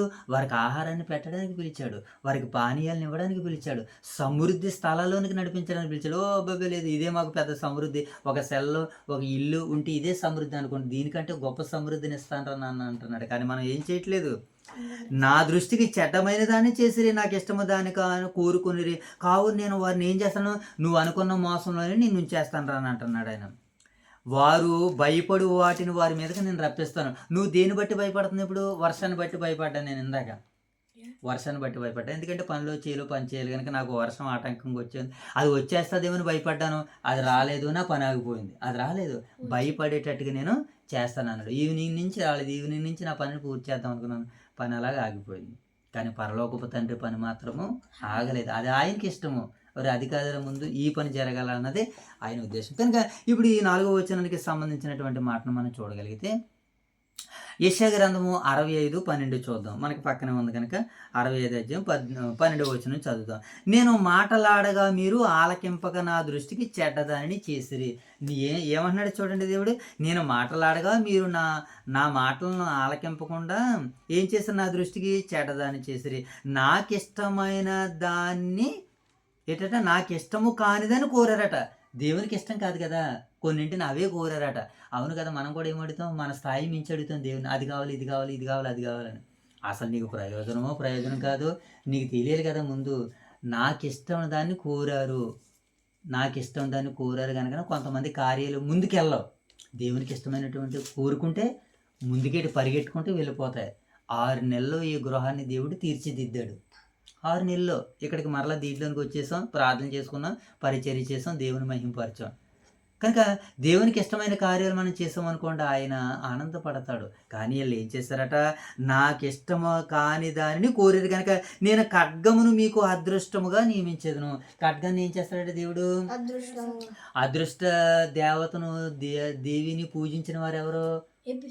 ఏపీసీలు కాదు, గాదు గోత్రికులు. ఇశ్రాయేలు 12 గోత్రాలు గాదు గోత్రం వారు ఏం చేశారంటే అదృష్ట దేవిని వారు ఆరాధించారని మనం నిన్న దైవ లేఖనాల్లో మనం చూసాం. ఇప్పుడు కీర్తనల గ్రంథము 18:25 వచనం చదువుదాం. కీర్తనల గ్రంథము 38వ అధ్యాయం 20వ వచనం నువ్వు తీసుకొచ్చేయగాడు. కీర్తనల గ్రంథము 18వ అధ్యాయము 25వ వచనాన్ని మనము చదువుదాం. యెహోవా దయగల వారి ఎడల నువ్వు దయ చూపేదువు, యథార్థవంతుడి యథార్థముగా నుందువు. సద్భావం గలవారి ఎడల నీవు సద్భావముగా నుందువు. మూర్ఖుల ఎడల నువ్వు ఎలాగుంటావు అని అంటున్నాడంటే దేవుడు వికటముగా ఉంటాడు. కారణం ఏంటి? ఆయన మాట వింటలేదు కనుక వాళ్ళు. కనుక మంచివారిగానే ఉంటాడు, చెడ్డవారికి చెడ్డవారిగా ఉంటాడని ఇక్కడ ఈ సందర్భాన్ని బట్టి దైవలేఖనాలు మనకి సెలవిస్తున్నాయి. ఇప్పుడు మన కీర్తనల గ్రంథము 38వ అధ్యాయము 20వ వచనాన్ని చదువుదాం. కీర్తనల గ్రంథము 38వ అధ్యాయము 20వ వచనం చదువుదాం. 20వ వచనం చదువుదాం. మేలునకు ప్రతిగా కీడు చేయుచున్నారు. వీళ్ళు ఏం చేస్తున్నారంటే మోషే బాబు? మేలుకు ప్రతిగా కీడు చేయుచున్నారు. నేను ఉత్తమమైన దానిని అనుసరించుచున్నందున వారు నాకు ఏమవ్వరు అని అంటున్నాడు. అంటే మరి వారు నాకు విరోధులయ్యారని ఇక్కడ దేవుని వాక్కు మనకి సెలవిస్తుంది. కనుక ఇప్పుడు మనం 5వ వచనాన్ని చదువుకుందాం. ఇప్పుడు 5వ వచనాన్ని చదువుకుని దానికి సంబంధించినటువంటి మాటలు మనం చూద్దాం ఒకసారి. 5వ వచనం ఏముంది అక్కడ? ఒకసారి చదువు తల్లి, తీసు 5వ వచనం. ఒకసారి మనము యెషయా గ్రంథము 65వ అధ్యాయము, ఒక్కసారి యెషయా 65వ అధ్యాయము ఎన్నో వచనం మనము 5వ వచనం చదువుదాం ఒకసారి. యెషయా గ్రంథము 66వ అధ్యాయము 5వ వచనం చదువు. యెహోవా వాక్యమునకు భయపడువారులారా ఆయన మాట వినుడి. మిమ్మును ద్వేషించుచు నా నామమును బట్టి మిమ్మును త్రోసివేయుచు మీ స్వజనులు మీ సంతోషము మాకు కనబడకుండునట్లు యెహోవా మహిమనందును గాకని చెప్పుదురు. వారే ఏంటట? సిగ్గునొందుదురు. ఇక్కడ ఏమని చెప్తున్నాడనంటే, యెహోవా వాక్యమునకు భయపడువారులారా ఆయన మాట వినండి. మిమ్మల్ని ద్వేషించుచు నా నామమును బట్టి మిమ్మల్ని త్రోసివేయి మీ స్వజనులు. దేవుని యొక్క స్వజనులే ఎవరిని త్రోసేస్తున్నారట? తమ స్వజనులే. అంటే ఒక ఇంటి వారే వారిలో వారే ఏమవుతారంటే వేరైపోయే అవకాశం ఉందని ఇక్కడ ప్రవచన రూపంలో మనకి ఇక్కడ మంచి మాట కనబడుతుంది. చూద్దాం. మిమ్మును ద్వేషించుచు నా నామమును బట్టి త్రోసివేయి మీ స్వజనులు మీ సంతోషం మాకు కనబడకుండానట్లు యెహోవా మహిమనొందును గాకని చెప్పుదురు. వారే సిగ్గునొందుదురు. కనుక దేవుని సేవిస్తూ కూడా కొంతమంది మీ స్వజనులు మిమ్మల్ని ఏం చేస్తారట?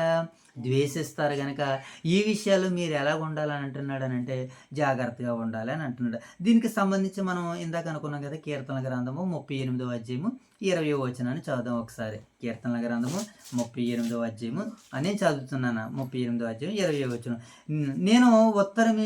నేను ఉత్తమమైన దాన్ని అనుసరించినందుకు వారు నాకు శత్రువులైరి. ఉత్తమమైన దాన్ని అనుసరిస్తుంటే ఎదుటి వరకు మనం ఏమవుతాం? శత్రువులు అవుతాం. ఈరోజు సువార్త విషయంలో, సేవ విషయంలో, పరిచర్య విషయంలో కూడా ఒక సంఘపు వారు మరొక సంఘంలోనికి వెళ్లకుండా ఉంటున్నారంటే గల కారణం ఏంటంటే వాళ్ళు మనకంటే గొప్పగా చేస్తున్నారు, వాళ్ళు మనకంటే చక్కగా చేస్తున్నారని ఒకరిని బట్టి ఒకరు గొప్పగా పురుకొనవలసింది పోయి ఒకరినొకరు ఏం చేసుకుంటున్నారు? ద్వేషించుకుంటున్నారు.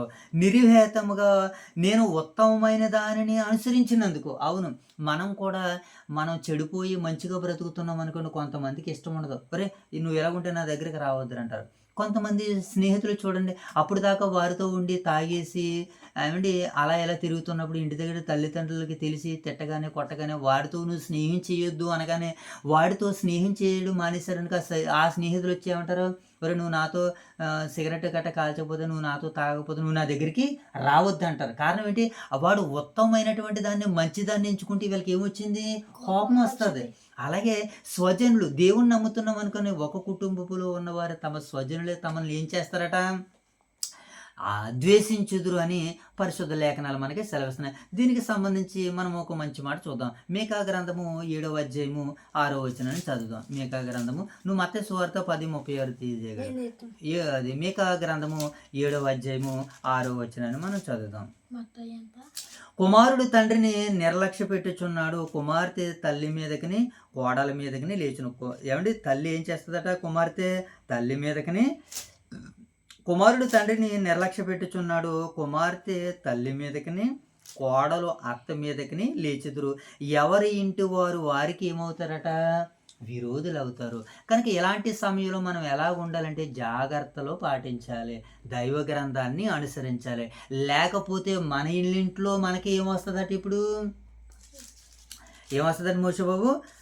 ఎవరి ఇంటి వారు వారికి విరోధులు అవుదురు. అంటే మన ఇంట్లో ఉన్నవారు మనకి విరోధులు కాకుండా ఉండాలంటే ఏం చేయాలి? మనల్ని ఇంటిలో ఎవరైతే యజమానులుగా ఉండి దేవుని సన్నిధిలో, దేవుని సేవలో నడిపిస్తున్నారో, అది కష్టమైనా, నష్టమైనా, వ్యాధి అయినా, బాధ అయినా, రోగమైనా అక్కడే మనం లోబడి ఉండాలి, అక్కడే ఉండాలి. అప్పుడు మన ఇంటి వారు మనకి మిత్రులు అవుతారు, మన ఇంటి వారు మనకి విశ్వాసులు అవుతారే తప్ప మన ఇంటి వారు మనకి శత్రువులు అయ్యే అవకాశం ఉండదు. అయినా సరే ప్రభు వాక్యం చెబుతుంది, నీ ఇంటి వారు నీకు శత్రువులు అవుతారని. ఈ సందర్భం ప్రభు అయిన యేసుక్రీస్తు వారు మాట్లాడుతూ అంటున్నారు. ఒకసారి మనము మత్తయి సువార్త 10వ అధ్యాయము 36వ వచనం చదువుదాం. ఒక మనిషిని వాని ఇంటికిని, తండ్రికిని, కుమార్తెకును, ఆమె అత్తకిని, కోడలకిని, ఆమె అత్తకును విరోధము పెట్టవచ్చేదని.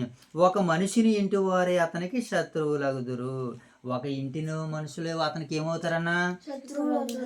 అయినా సరే దేవుని కొరకు మనం నిలబడగలిగితే అప్పుడు ఏం చేస్తున్నాడు దేవుడు తెలుసా, ఒకని ప్రవర్తన యెహోవాకు ప్రీతికరమైనప్పుడు వాని శత్రువుని సహా వానికి మిత్రులుగా చేసేస్తానండి.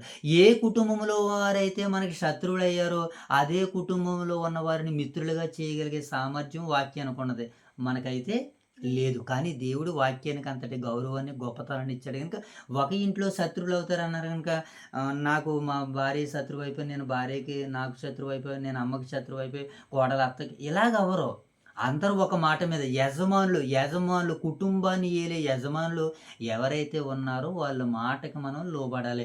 వారి మాటకి లోబడకపోతే అక్కడే ఏమవుతుంది, విరోధం ఎదురయ్యే అవకాశం ఉన్నది. ఇప్పుడు ఇంట్లో యజమానురాలు అత్త, కోడలు అత్త మాట వినాల్సిందే, ఇక మాట్లాడడానికి వీలు లేదు. అత్త కోడళ్ళ బంధం అది తల్లి బిడ్డలాంటి బంధం అని చెప్పాడు కదా, పాటలు రాశారు కదా. కనుక మనం ఎలా ఉండాలంటే మనకి కూడా వాక్యం ఉంది. రూతు ఏమండి, నయోమి వాళ్ళ అత్తగారు ఏమండి, రూతు కోడలు, వాళ్ళు ఎలా ఇద్దరు ఒక తల్లి కూతురులా జీవించారు. వాళ్ళు ఉదాహరణకు అత్త కోడలు కదా, వాళ్ళు ఎలా జీవించారు, వాళ్ళు తల్లి కూతురులా జీవించారని రూతు గ్రంథమే మనతో మాట్లాడుతుంది. కనుక యజమానురాలు ఉన్నంతసేపు, అలాగే ఇంట్లో యజమానుడు ఉన్నంతసేపు ఎవరికే యజమానుడికి లోబడాలని. అలా లోబడుతున్నప్పుడు ఒకరి ఇంటి వారు ఒకరు ఏమవుతారో శత్రువుల్ని దేవుడు మిత్రులుగా చేసే అవకాశం కూడా ఉంది. ఇప్పుడు యెషయా గ్రంథం 66:10 మనం చదువుకుందాం. Very good. 10వ వచనం చదువుకుని దానికి సంబంధించినటువంటి మాటలు చదివేసుకున్నాను. 2 నిమిషాల్లో 10 నిమిషాల్లో మనం ముగించుకునేటువంటి ప్రయత్నాలు చేద్దాం. 5వ వచనం, యెహోవా వాక్యమునకు భయపడు వారలారా ఆయన మాట వినుడి. మిమ్మల్ని ద్వేషించుచు నా నామమును బట్టి మిమ్మల్ని త్రోసివేయు మీ స్వజనమును బట్టి మీ సంతోషం మాకు కనబడకుండానట్లు యెహోవా వారి సిగ్గునందురు. అయిపోయింది కదా. ఇప్పుడు 6వ వచనం చదువుకోవాలి మనం. 8వ వచనం 10వ వచనం చదువుకోవాలి కదా, క్షమించండి. 10వ వచనం చదువుకున్నాం. 10వ వచనం వెరీ గుడ్. యెరూషలేమును ప్రేమించువారులారా మీరందరూ ఆమెతో సంతోషించుడి, ఆనందించుడి, ఆమెను బట్టి దుఃఖించు వాళ్ళారా మీరందరూ ఆమెతో ఉత్సహించుడి. ఏమంటున్నాడో అక్కడ చూద్దాం నాన్న. యెరూషలేమును ప్రేమించేటువంటి జనాంగాలు ఉన్నారు కదా మోషేబాబు, మీరందరూ ఆమెతో కూడా సంతోషించండి. యెరూషలేము మోషేబాబు ఎలాగా, యెరూషలేము అనగానే యోధా ప్రజలు అనమాట. యెరూషలేము అనగానే ఎవరు, యోధా ప్రజలు. ఇప్పుడు యోధా ప్రజలకు అందరికీ యెరూషలేము ఎలాంటిది, దేవాలయం లాంటిది. యెరూషలేములోనే కదా ఉంది దేవుని దేవాలయము. ఈ దేవాలయాన్ని యెరూషలేముని ఏ ప్రజలైతే ప్రేమిస్తారో ఆ ప్రజలు ఏం చేస్తారంట, సంతోషిస్తారు అని చెప్తున్నాడు. యెరూషలేమును ప్రేమించేవారు ఏం చేస్తారంట మోషేబాబు, మీరందరూ ఆమెతో సంతోషించండి, ఆమెను బట్టి దుఃఖించేవారు. అవును కదా, సంఘాన్ని బట్టి లేదా యెరూషలేము దేవాలయాన్ని బట్టి కూడా దుఃఖిస్తారు కదా. అవును కదా, మన కష్టాలు వచ్చినప్పుడు ఎక్కడ చెప్పుకుంటాం, సంఘంలోనే కదా చెప్పుకుంటాం, ఏడుస్తూ ఉంటుంటాం. అలాంటి సందర్భాల్లో కూడా అంటున్నాడు దేవుడు, యోధా ప్రజలకి యెరూషలేము దేవాలయం ఉంది కదా, యెరూషలేము దేవాలయం బట్టి దుఃఖించేవారులారా మీరందరూ ఆమెతో కూడా ఏం చేయాలి, సంతోషించండి. ఎందుకనంటే దుఃఖంలోనే సంతోషం ఉంది. నీకు సంతోషపు విలువలు తెలియాలంటే దుఃఖ మార్గాల్లో నడవాలి. దుఃఖము నీకు ఎప్పుడు తెలుస్తుంది అంటే ఆనందపు విలువలు నీకు అనుగ్రహింపబడాలంటే దుఃఖాన్ని అనుభవించాలి. బ్రతుకు బట్టికి సుఖ దుఃఖాలే చక్రాలు. ఈ సుఖాన్ని నువ్వు అనుభవించాలంటే దుఃఖాల గుండా నడుమ వెళ్ళాలి. ఇక్కడ కూడా దేవుడు ఏమంటున్నాడు అంటే దుఃఖాన్ని బట్టి నువ్వు కూడా ఆనందించు లేదా సంతోషించని చెప్తున్నాడు అనమాట. చదువుదాం. దీనికి సంబంధించి కొన్ని మాటలు మనం చూద్దాం. యెషయా గ్రంథము 65:18 చదువుదాం. యెషయా గ్రంథము 65:18. Very good. నేను సృష్టించుచున్న దాని గురించి మీకు ఎల్లప్పుడూ హర్షించి ఆనందించండి. నిశ్చయముగా నేను యెరూషలేమును ఆనందమైన స్థలముగాను. దేవుడు యెరూషలేమును ఎలా చేశాడు మోషేబాబు అంటే ఆనందమైనటువంటి స్థలము. యెరూషలేములో దేవుని మందిరం ఉంది కనుక ఇప్పుడు ఆ మందిరానికి అందరిని ఏం చేయమన్నాడైనా, నిశ్చయముగా నేను యెరూషలేమును ఆనందకరమైన స్థలముగాను ఆమె ప్రజలకు హర్షించు వారిని గాను సృజించుచున్నాను. నేను యెరూషలేమును గురించి ఆనందించేదను, నా ప్రజలను గురించి హర్షించేదను. చూసారా, రోదన ధ్వనియు విలాప ధ్వనియు దానిలో ఇక వినబడవు. నువ్వు యెరూషలేముని దేవుని సంఘాన్ని ఆ రోజు వారు ఆశ్రయించారు, వారికి బాధలు కష్టాలన్నీ తొలగిపోయాయి. ఈరోజు మనం దేన్ని ఆశ్రయించాలి, పరిశుద్ధ సంఘాన్ని, క్రీస్తు సంఘాన్ని, దేవుని సంఘాన్ని ఆశ్రయిస్తే మన రోదన, మన కన్నీళ్ళు, మన బాధలు, ఇరుకులు, ఇబ్బందులు అన్నీ పోతాయి. కారణం ఏంటి తెలుసా? మన ఒక్కరి ప్రార్థన కాదు, అక్కడ అనేకులు మన కొరకు ప్రార్థన చేస్తారు. అనేకులు ప్రార్థన చేస్తే ఐకమత్యంగా చేసేటువంటి పని అయినా ఏం చేయబడుతుంది? ఆశీర్వదింపబడుతుంది. ఐకమత్య ప్రార్థన ఆశీర్వాదాన్ని ఇస్తుంది. ఇది టైటిల్. ఓకేనా మోషి బాబు? నెక్స్ట్ వన్ మరొక రెఫరెన్స్ మనం చూద్దాం. 10వ అధ్యాయానికి సంబంధించి కీర్తనల గ్రంథము 122వ అధ్యాయము 6వ వచనాన్ని చదువుదాం. కీర్తనల గ్రంథము 122వ అధ్యాయము 6వ వచనాన్ని మనం చదువుదాం. కీర్తనల గ్రంథము 122వ అధ్యాయము 6వ వచనాన్ని చదువుదాం. యెరూషలేము యొక్క క్షేమం కొరకు ప్రార్థన చేయుడి. యెరూషలేమా, నిన్ను ప్రేమించే వారందరూ కూడా ఏం చేస్తారట? వర్ధిల్లుతారట. చూసారా మోషబాబు మాట చెప్పండి. యెరూషలేమా, నిన్ను ప్రేమించువారు వర్ధిల్లెదురు. ఆ రోజు యోధా ప్రజలకి వర్ధిల్లడానికి దేవుడు యెరూషలేము దేవాలయాన్ని పెట్టాడు. ఈ రోజు మనం అందరం వర్ధిల్లడానికి దేవుడు దేన్ని పెట్టాడు? ప్రభు అయిన యేసుక్రీస్తు వారు రక్తం ఇచ్చి కొనబడిన సంఘాన్ని పెట్టాడు. ఆ సంఘాన్ని ఎవరైతే ఆశ్రయిస్తారో వాళ్ళందరూ కూడా ఏం చేయబడతారు మోషే బాబు? దీవించబడతారు, ఆశీర్వదించబడతారు. ఓకే, 37వ అధ్యాయం వదిలేండి, నేను ఇక్కడ దగ్గరలో ఉంది కదా. 37వ అధ్యాయము 8వ వచనం 6వ వచనం చదువున్నాను. అక్కడ ఏమని రాయబడింది? Very good. నేను నిన్ను జ్ఞాపకము చేసుకొనని ఎడల నా సంతోషము కంటే, నా ముఖ్య సంతోషము కంటే నేను యెరూషలేమును హెచ్చుగా హెచ్చించిన ఎడల నా నాలుక నా అంగటిని అంటుకొనును గాక. అంటే ఒక వ్యక్తి చెప్తున్నాడు, నేను నా ముఖ్య సంతోషం కంటే యెరూషలేముని నేను వదలననుకో, నా నాలుక నా అంగడినే అంటుకుని పోద్ది. అలా అంగడిని అంటుకుని పోకుండా ఉండాలి అని అంటే నేను నిత్యము యెరూషలేమును ప్రేమించేవాడిగా, నేను నిత్యము యెరూషలేమును ఆరాధించేవాడిగా ఉండాలి అని ఒక భక్తుడు తీసుకుంటున్నటువంటి నిర్ణయంగా మనకి కనబడుతుంది. ఇప్పుడు యెషయా గ్రంథం 66వ అధ్యాయము 12వ వచనం నుంచి చదువుకుంటూ మరి కాస్త ముందుకు వెళ్ళిపోదాం. చివరి భాగాల్లోనికి మనము ముగింపులోకి వచ్చేసాం కదా జైతల్లి. 66వ అధ్యాయము 12వ వచనం చదువుదాం. ఏమని రాయబడింది అక్కడ? అక్కడ కింద మాట యెహోవా ఎలాగూ ఇంక మన 10వ వచనం చదువుకున్నాం కదా. కింద మాట కూడా ఆనందకరమైన ఆమె స్తన్యమును మీరు కుడిచి తృప్తి నొందెదురు, ఆమె మహిమాతిశయమును అనుభవించి ఆనందించెదరు. ఏంటంట? యెరూషలేమును ప్రేమించేవారు, యెరూషలేములో బాధపడేటువంటి వారు ఏం చేస్తారట మోషే బాబు? ఆమె ఆనందకరమైన ఆమె స్తన్యమును మీరు కుడిచి తృప్తి నొందెదరు. యెరూషలేములో ఆమె స్తన్యము అనగానే దేవుడు తండ్రి అని అనుకుంటే, తండ్రి మనకి ఇచ్చినటువంటి వాక్యము నీరు పాలు అని అనుకుంటే దానివల్ల మనం ఏం చేయబడుతున్నాం? బలపడతామని, తృప్తి పడతామని వాక్యం మనకి సెలవిస్తుంది. ఆమె మహిమాతిశయమును అనుభవించుచు ఆనందించెదము. ఇప్పుడు 12వ వచనం చదువుతుంది. యెహోవా ఎలాగూ సెలవిచ్చున్నాడు, ఆలకించుడి. నది వలె సమాధానము ఆమె యొద్దకు పారజేదును. మీరు జనముల ఐశ్వర్యమును అనుభవించినట్లు ఒడ్డు మీద పొర్లుపారు జల ప్రవాహం వలె మీ యొద్దకు దానిని రాజేతును. మీరు చంకను ఎత్తబడెదరు, మోకాళ్ళ మీద ఆడింపబడదురు. మీరు చంకను ఎత్తబెడతారు,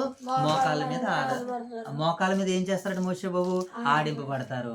ఏమండి, ఉదాహరణకు చూడండి, ఇప్పుడు చంటి పిల్లలు ఉన్నటువంటి గృహాలు మనకి ఏం కనపడుతున్నాయి? చంటి పిల్లలు ఎక్కడెక్కడ దగ్గరలో ఎవరున్నారు మోషే బాబు? మనకి జ్యూస్ కంటే ఇంకా బాగా చిన్నపిల్లలు ఎవరున్నారు? మైథిలి కంటే ఇంకా చిన్నపిల్లలు ఎవరున్నారు? వాళ్ళు ఎక్కడ ఉంటారో తెలుసా? మోకాళ్ళ మీద ఆడిస్తూ ఉంటుంటారు. పుట్టినటువంటి సంవత్సరం లోపు పిల్లల్ని, 2 సంవత్సరాల లోపు పిల్లల్ని ఏం చేస్తారు తల్లులు? మోకాళ్ళ మీద ఆడించి నీళ్ళేసి. మొన్న మనకి ఇతను ఎవరితో బర్త్డే అయింది కదా, ఎవరో మన సండే టు సండేలో బర్త్డే జరిగింది కదా, పవను అలాగే శ్రావణి గారి యొక్క కుమారుడు. ఆ మొదటి బర్త్డేకి ఆ తల్లి ఏం చేస్తుంది అంటే మోకాళ్ళ మీద ఆ కుమారుడికి స్నానం చేయిస్తుంది. అది వీడియోలో తీశారు. మోకాళ్ళ మీద ఏం చేస్తుంది? మోకాళ్ళ మీద ఆడించెదరు. మోకాళ్ళ మీద ఏం చేస్తాడు మోషే బాబు? చంకన కూడా ఏం చేస్తారు? ఆ బిడ్డ ఆ తల్లి ఆ బిడ్డని చంకని ఎత్తుకుంది, మోకాళ్ళ మీద ఆడించింది. నేను కూడా మిమ్మల్ని అలా చేస్తాను. యెరూషలేములో సంఘములో వారందరూ ఉంటే మోకాళ్ళ స్నానము, చంకని ఎత్తి పెట్టుకుంటాను అన్నాడు. ఈరోజు నువ్వు స్థానిక సంఘంలో ఉంటే అలాంటి భాగ్యాన్ని ఇస్తానంటున్నాడు ఆయన. అలాగే సంఘాన్ని దేవుడు తీర్చిదిద్దుతానని అంటున్నారు ఆయన. నిరంతరం దాని కొరకు శ్రమ పడేటట్టుగా చేస్తానని అంటున్నారు ఆయన. కనుక మన ఈ భాగాలను బట్టి మనకి ఏం అర్థమవుతుంది మోషే బాబు? దేవుని మనసు ఏంటో అర్థమవుతుంది. ఒకసారి 48వ అధ్యాయము 18వ వచనాన్ని చదువు. Very good. నీవు నా ఆజ్ఞలను ఆలకింపవలనే నేను ఎంతో కోరుచున్నాను. దేవుని ఆజ్ఞను ఆలకిస్తే ఏమో జరుగుతుంది అని అంటే, దేవుని ఆజ్ఞను మనం అందరం ఆలకిస్తే ఏం జరుగుతుంది? ఎంతవరకు యెరూషలేము దేవాలయానికి దేవుడు ఏం అనుగ్రహించాడో అవి జరుగుతాయి అంటున్నాడు. నీవు నా ఆజ్ఞను ఆలకింపవాలని నేను ఎంతో కోరుచున్నాను. ఆలకించిన ఎడల నీ క్షేమము నది వలె ఉంటుందిరా నాయన అంటున్నాడు. నీ నీతి సముద్ర తరంగము వలె ఉంటుంది. నీ క్షేమం నది ఏం చేస్తూ ఉంటుంది? నిరంతరం నీరు ప్రవహిస్తూనే ఉంటూ ఉంటుంది. ఒక దేవుని కుమారుడు, దేవుని కుమార్తె నిత్యము దేవుని ఆజ్ఞలకు లోబడితే, విధేయులైతే నది వలె వారు ప్రవహిస్తూ ఉంటుంటారు.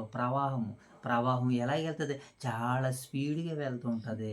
అలాగే 60వ అధ్యాయము యెషయా గ్రంథము 5వ వచనాన్ని చదువుదాం. యెషయా గ్రంథము 60వ అధ్యాయము 5వ వచనాన్ని చదువుదాం. Very good.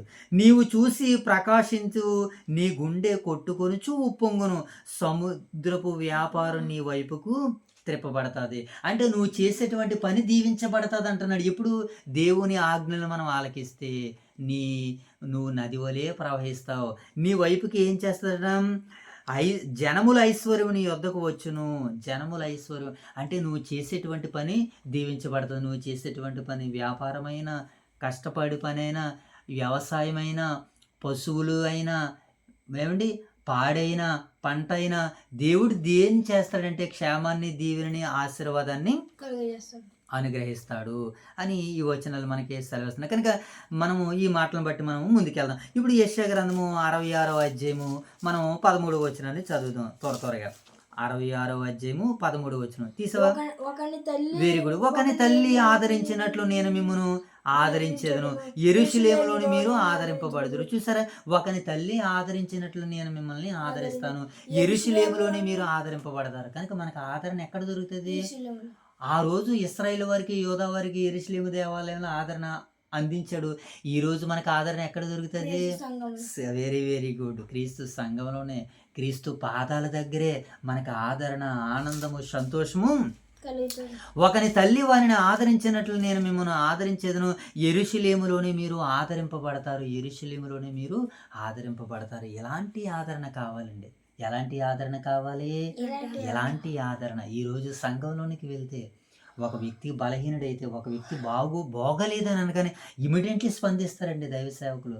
అందరూ రావాలి, కానీ వాటిపై ఆ కార్యాలు చేసే భాగ్యాన్ని దేవుడు కొంతమందికి అనుగ్రహిస్తారు. ఆ అనుగ్రహం ఎంతమంది అయితే పొందుకున్నారో వారిని సందర్శిస్తూ ఉంటుంటారు, వారిని దర్శిస్తూ ఉంటారు.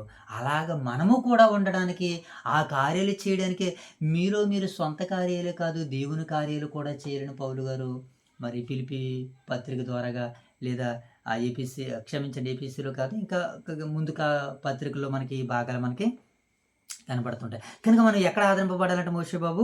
యెరూషలేములోనే ఆదరింపబడదామని అంటుంది. కనుక దేవుని వాత్సల్యం ఎలాంటిదంటే తల్లి వాత్సల్యం లాంటిది. ఏమండి?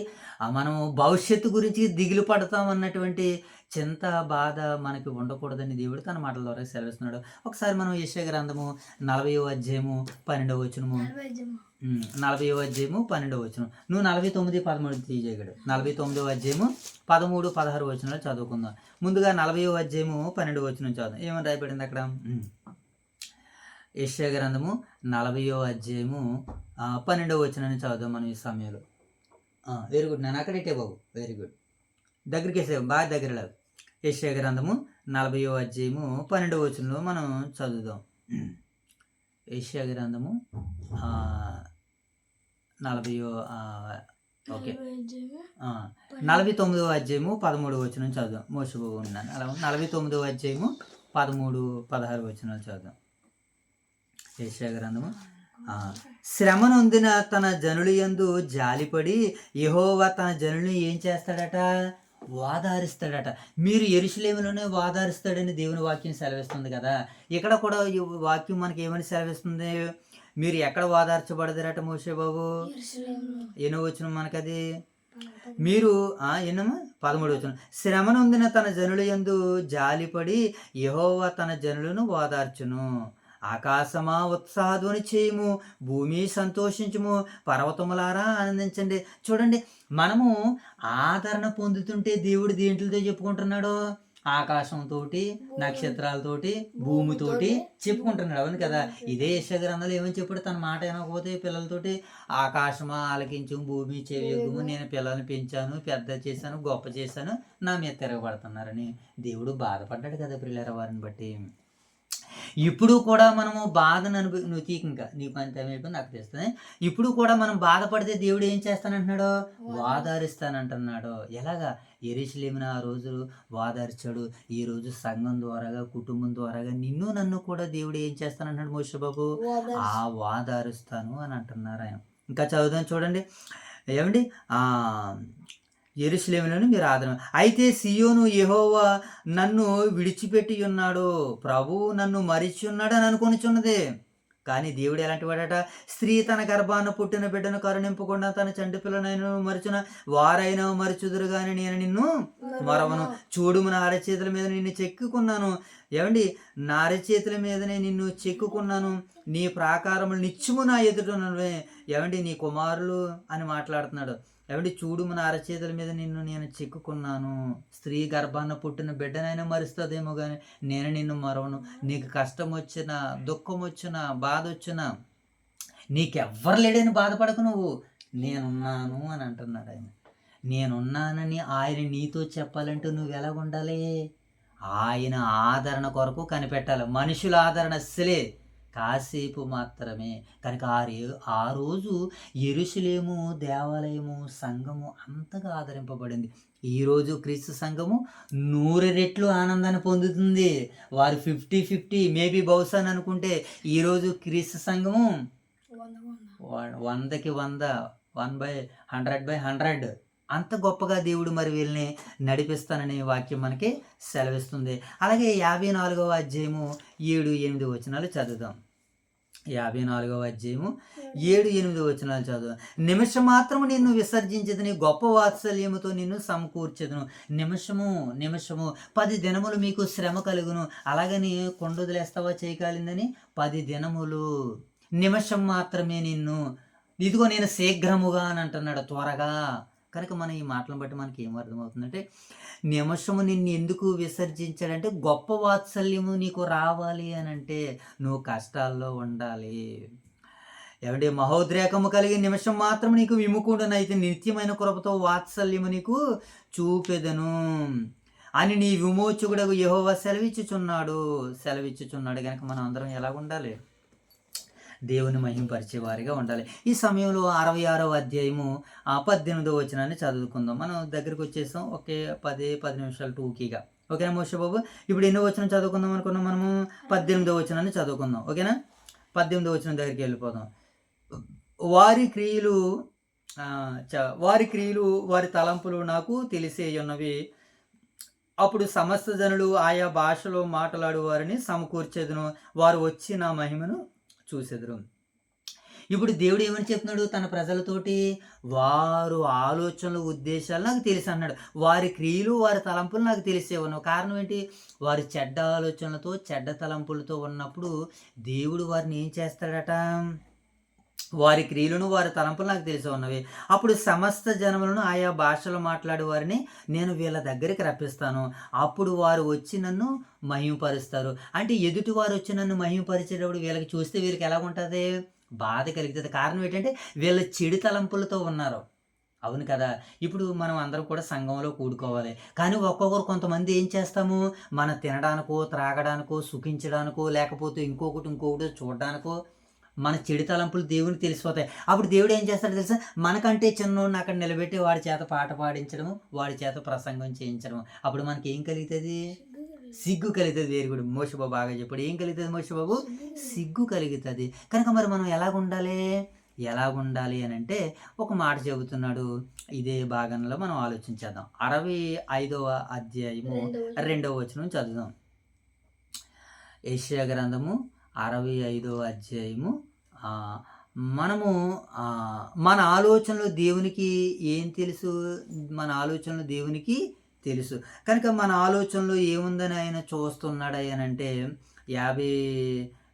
రెండవ అధ్యాయము రెండవ వచనం చదువు. 52వ అధ్యాయము 2వ వచనం. తమ ఆలోచనలు అనుసరించి చెడు మార్గమును నడుచుకొనుచు. వీళ్ళు ఏం చేస్తున్నారట? తమ ఆలోచనలు అనుసరించి చెడు మార్గాల్లో, దేవుని మార్గము దేవుని వాక్యం అక్కడ ప్రత్యక్షమడుతున్నప్పుడు, ప్రకటన వినబడుతున్నప్పుడు, పరిచర్య జరుగుతున్నప్పుడు ఇక మరొక మార్గంలోనికి వెళ్ళకూడదు. మనం ఏ మార్గంలో ఉండాలి మోషే బాబు? దైవ మార్గములోనే ఉండాలి. దైవ మార్గములో ఉండరని దేవునికి ముందుగానే తెలుసు కనుక వారి గురించి దేవుడు అంటున్నాడు, తమ ఆలోచనలు అనుసరించి చెడు మార్గమును నడుచుకొనుచు లోబడనొల్లని ప్రజల వైపు దినమంతయు నా చేతులు చాపను కానీ నా దగ్గరికి వారు రాలేదు. కనుక వారు ఆలోచనలు ఏమి ఉండిపోయింది? ఈరోజు చక్కగా తినాలి, త్రాగాలి, సుఖించాలి, చూసుకోవాలి, ఆనందించాలని వీళ్ళు అనుకుంటున్నారు. అయినా సరే నేను చేతులు చాపుతున్నానంటే వాళ్ళు రారు. వారి మనసులు, వారి ఆలోచనలు ఎలా ఉన్నాయంటే దేవునికి వ్యతిరేకంగా ఉన్నాయని వాక్యం మనకి ఇక్కడ సెలవిస్తుంది. కనుక ఈ సందర్భాన్ని బట్టి మనం 66వ అధ్యాయము మరలా మనము 8వ వచనం చదువుకోవాలి. ఇప్పుడు 21వ వచనం దగ్గరికి వెళ్ళిపోదాం. 21వ వచనం అంటే ఇంకా మనకి 22 వచనాల ఇంకా చివరి వచనాలకు వచ్చేస్తాం మనం. ఇప్పుడు 21వ వచనం చదువుకుందాం. మరియు యాజకులుగాను లేవీయులుగాను ఉండుటకై నేను వారిలో కొందరిని ఏర్పరచుకుందునని యెహోవా సెలవిస్తున్నాడు. ఇక్కడ దేవుడు తన భవిష్యత్తు ఉద్దేశాన్ని చెబుతున్నాడు. భవిష్యత్తు ఉద్దేశం ఏంటంట? భవిష్యత్తు ఉద్దేశం ఏంటంటే యెరూషలేము దేవాలయం పడగొట్టబడిన తర్వాత ఇలా బబులోను చెరలోనికి వెళ్ళిపోయిన తర్వాత తిరిగి వచ్చిన తర్వాత మరలా దేవుడు ఏం చేస్తున్నాడు? వాళ్ళలో యాజకులు ఉన్నారు, అక్కడ కూడా వాళ్ళు కలుసుకుని ఉన్నారు, అక్కడ కూడా వారికి మరి దేవుడు నియమించినటువంటి ఆ పనిలో వాళ్ళందరూ ఉన్నా సరే మరలా ఇక్కడికి దేవుడు ఏం చేస్తానంటున్నాడు? వాళ్ళందరూ ఇక్కడికి వచ్చాక మరియు అంటున్నాడు ఆయన 21వ వచనం, మరియు యాజకులుగాను లేవీయులుగాను ఉండుటకై నేను వారిలో కొందరిని ఏర్పరచుకుందునని యెహోవా సెలవిచ్చున్నాడు. ఏటట? యాజకులుగా ఏర్పరచుకుంటాను అని అన్నాడు. ఇది మనం నూతన నిబంధన గ్రంథం దగ్గరికి వచ్చేస్తే ఈ మాటను బట్టి ఇది ఒక ప్రవచనం. యెషయా గ్రంథం వీటినైనా మోషే బాబు ప్రవచన గ్రంథము. అలాగే జరిగింది, జరుగుతున్నది, జరగబోయేది కూడా దీనికి సూచనగా ఉన్నది. కనుక ఇక్కడ యాజకులు అనబడతారు అన్నటువంటి మాటను మనం నూతన నిబంధన గ్రంథంలోనికి రాబడినప్పుడు మనకి ఇప్పుడు ఏమంటే ఈ క్రొత్త ఒడంబడికలో మనకి విశ్వాసులందరూ కూడా ఎవరు? ఇప్పుడు యాజకులే. విశ్వాసులందరూ కూడా ఇప్పుడు ఎవరు? యాజకులే. ఆ సందర్భాన్ని పేతురు గారు మాట్లాడుతూ విశ్వాసులందరూ కూడా యాజకులే, ప్రత్యేకంగా కొందరని లేదు. పాత నిబంధన గ్రంథంలో ప్రత్యేకింపబడి కొందరే ఉండేటువంటి వారు, కానీ నూతన నిబంధన గ్రంథంకి వచ్చిన తర్వాత అందరూ కూడా విశ్వాసులందరూ కూడా ఎవరన్నమాట? యాజకులు. మొదటి పేతురు పత్రిక ద్వారాగా పౌలు గారు మాట్లాడుతూ 2వ అధ్యాయము 9వ వచనము తర్వాత 5వ వచనం చదువు. ముందుగా 9వ వచనం చదువుదాం. అయితే మీరు చీకటిలో నుండి ఆశ్చర్యకరమైన తన వెలుగులోనికి మిమ్మల్ని పిలిచిన వాని గుణాతిశయమును ప్రచురము చేయ నిమిత్తము ఏర్పరచబడిన వంశమును, రాజులైన యాజక సమూహమును, పరిశుద్ధ జనమును, దేవునికి సొత్తైన ప్రజలనై ఉన్నారు. అవును, మనం ఎలా ఉన్నామంట? రాజులైన యాజక సమూహము. అంటే ఇప్పుడు మనం అందరం కూడా ఎవరము? యాజకులము. దీనికి దేవుని సంఘానికి యాజకులము. కనుక ఇప్పుడు సంఘములో పరిచర్యలు మనం అందరం ఎవరు చేయగడు? యాజకులము. అందరూ జైతల్లి ప్రార్థన చేస్తూ ఉంటుంది, దైవ సేవకులను దీవించండి, ఆశీర్వదించండి. అలాగే 2 సంఘాల్లో ఉన్నటువంటి సేవకులను సేవకురాండ్రును. అంటే మనం అందరం కూడా ఎవరము? సేవకులము, సేవకురాండ్రము. మనకంటే పెద్దలు ఎవరంటే దైవజనులు, దైవ సేవకులు. మనమందరము యాజకులము, దేవుని పనివారు. 2 సంఘాల్లో ఉన్నటువంటి సేవకులను సేవకురాండ్రును దీవించండి అని జైతల్లి ప్రార్థనలో జ్ఞాపకం చేసుకుంటూ ఉంటుంది. కనుక ఇప్పుడు మనం అందరం కూడా ఎలా ఉన్నాము మోషే బాబు? యాజకులుగా ఉన్నాము. ఒకసారి మనము దీనిని పురస్కరించుకుంటూ 61వ అధ్యాయము 6వ వచనాన్ని చదువుదాం. ఈ సందర్భాన్ని బట్టి 61వ అధ్యాయము 6వ వచనాన్ని చదువుదాం. ఏమని రాయబడింది అక్కడ? Very good. మీరు యెహోవాకు యాజకులు అనబడుదురు, వారు మా దేవుని పరిచారకులని మనుషులను మిమ్మల్ని గురించి చెప్పుదురు. మనుషులు మనల్ని గురించి ఏమని చెప్తారట? వీళ్ళు దేవుని పరిచారకులండి, వీళ్ళు దేవుని యాజకులండి, వీళ్ళు దేవుని సేవకులండి. మోషే బాబుని కూడా మొన్న దైవ సేవకులు ఇచ్చామంటున్నారు, చిన్న పాస్టర్ గారు ఏరిండి అని అడుగుతున్నారు. అంటే దేవుని సేవ చేసేటువంటి వారు, దేవుని పని చేసేటువంటి వారు ఎలా పిలువబడతారు అన్నమాట? సేవకులుగా, సేవకురాళ్ళుగా పిలువబడతారు. కనుక ఇక్కడ దేవుడు అంటున్నాడు ఏమండి 6వ వచనంలో, మీరు యెహోవాకు యాజకులు అనబడుదురు, వారు మా దేవుని పరిచారకులని మనుషులు మిమ్మల్ని గూర్చి చెప్పుదురు. కనుక దేవుడు మనల్ని అందరినీ ఎలా చూడాలనుకుంటున్నాడు మోషే బాబు? యాజకులుగా చూడాలనుకుంటున్నాడు. ఇప్పుడు 22వ వచనం చదువుదాం. 66వ అధ్యాయము 22వ వచనం ఫైనల్గా. ఓకే, అయిపోయింది. నేను సృజించబోవు క్రొత్త ఆకాశమును క్రొత్త భూమియు లయము కాక నా సన్నిధి నిలిచినట్లు నీ సంతతియు నీ నామము నిలిచియుండును, నీ సంతతియు నీ నామము నిలిచియుండును, ఇదే యెహోవాకు, ఇదే యెహోవాకు. కనుక నిత్యము ఏముంటుందంటే క్రొత్త ఆకాశము క్రొత్త భూమి. పక్కనే మనకి 65 అధ్యాయం 17 వచనంలో మాట్లాడుతూ తండ్రి అయినటువంటి దేవుడు ఏమంటున్నాడో చూద్దాం. 17 వచనం చదువు చూడండి ఒకసారి. ఏమని రాయబడింది చదువు మోషే బాబు అక్కడ తీయాలి. 65 అధ్యాయము 17 వచనం. ఇదిగో నేను క్రొత్త ఆకాశమును క్రొత్త భూమిని సృజించుచున్నాను, మునుపటి వాటిని మరవబడును, జ్ఞాపకమునకు రావు. నేను సృజించుచున్న దానిని గురించి మీరు ఎల్లప్పుడూ హర్షించి ఆనందించెదరు. నేను క్రొత్త ఆకాశమును క్రొత్త భూమిని. అవును కదా, దేవుని పిల్లగా మనం ఈ లోకంలో చూసాము. మరలా ఈ లోకం కంటే గొప్ప లోకం, మరణం తర్వాత మరొక లోకాన్ని, పరలోకాన్ని. అక్కడ ఆ క్రొత్త ఆకాశం క్రొత్త భూమి ఎలా ఉంటుందండి? దేవుడే మొత్తము. అవును, మానవ లోకంలో ఎలా ఉండేదా, మహిమ లోకంలో ఎలా ఉంటుందన్న ఒక ఆలోచన, ఒక విధానం మన సెన్స్ మరి మాట్లాడుతుందని వాక్యం మనకి సెలవిస్తుంది. ఓకే, ఇక 24వ వచనం చదివేసుకుందాం మనం చివరిగా. ఇది అయిపోయింది కదా. 66వ అధ్యాయము 24వ వచనం చివరిగా. వారు పోయి నా మీద తిరుగుబాటు చేసిన వారి కళేబారములు తేరు చూచెదరు. ఏం చేస్తారంటే మోషే బాబు వాళ్ళు? వారు పోయి నా మీద తిరుగుబాటు చేసిన వారి కళేబారములు తేరు చూచెదరు. ఏస్కేలు ప్రవక్త చూశాడు అక్కడ. ఏస్కేలు ఇక్కడ ఈ లోయలో, ఎముకల లోయలోనికి తీసుకుని వెళ్ళిపోతాడు అక్కడికి. అక్కడ అన్ని అస్థిపంజరాలు మా ఎముకల లోయలోని తీసుకుని వెళ్ళగానే ఇవన్నీ బ్రతుకుతాయి అంటే బ్రతుకుతాయి అన్నాడు.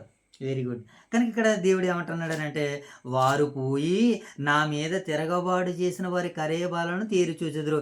వారు పురుగు చావదు, చదవాలి కిందమాట, వారు పురుగు చావదు, అగ్ని ఆరిపోదు అని, అవి సమస్త శరీరులు హేయముగా ఉందురు.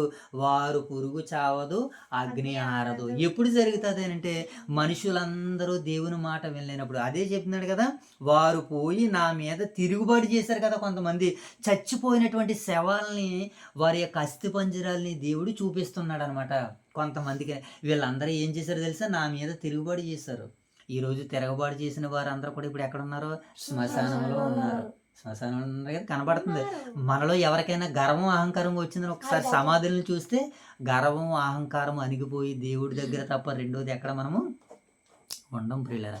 కనుక ఈ సందర్భాలను బట్టి దేవుడు మనకి ఏం చేస్తున్నారంటే, వీళ్ళు ఎలా ఉన్నారంటే దేవుని ప్రజలు తిరగబాటు.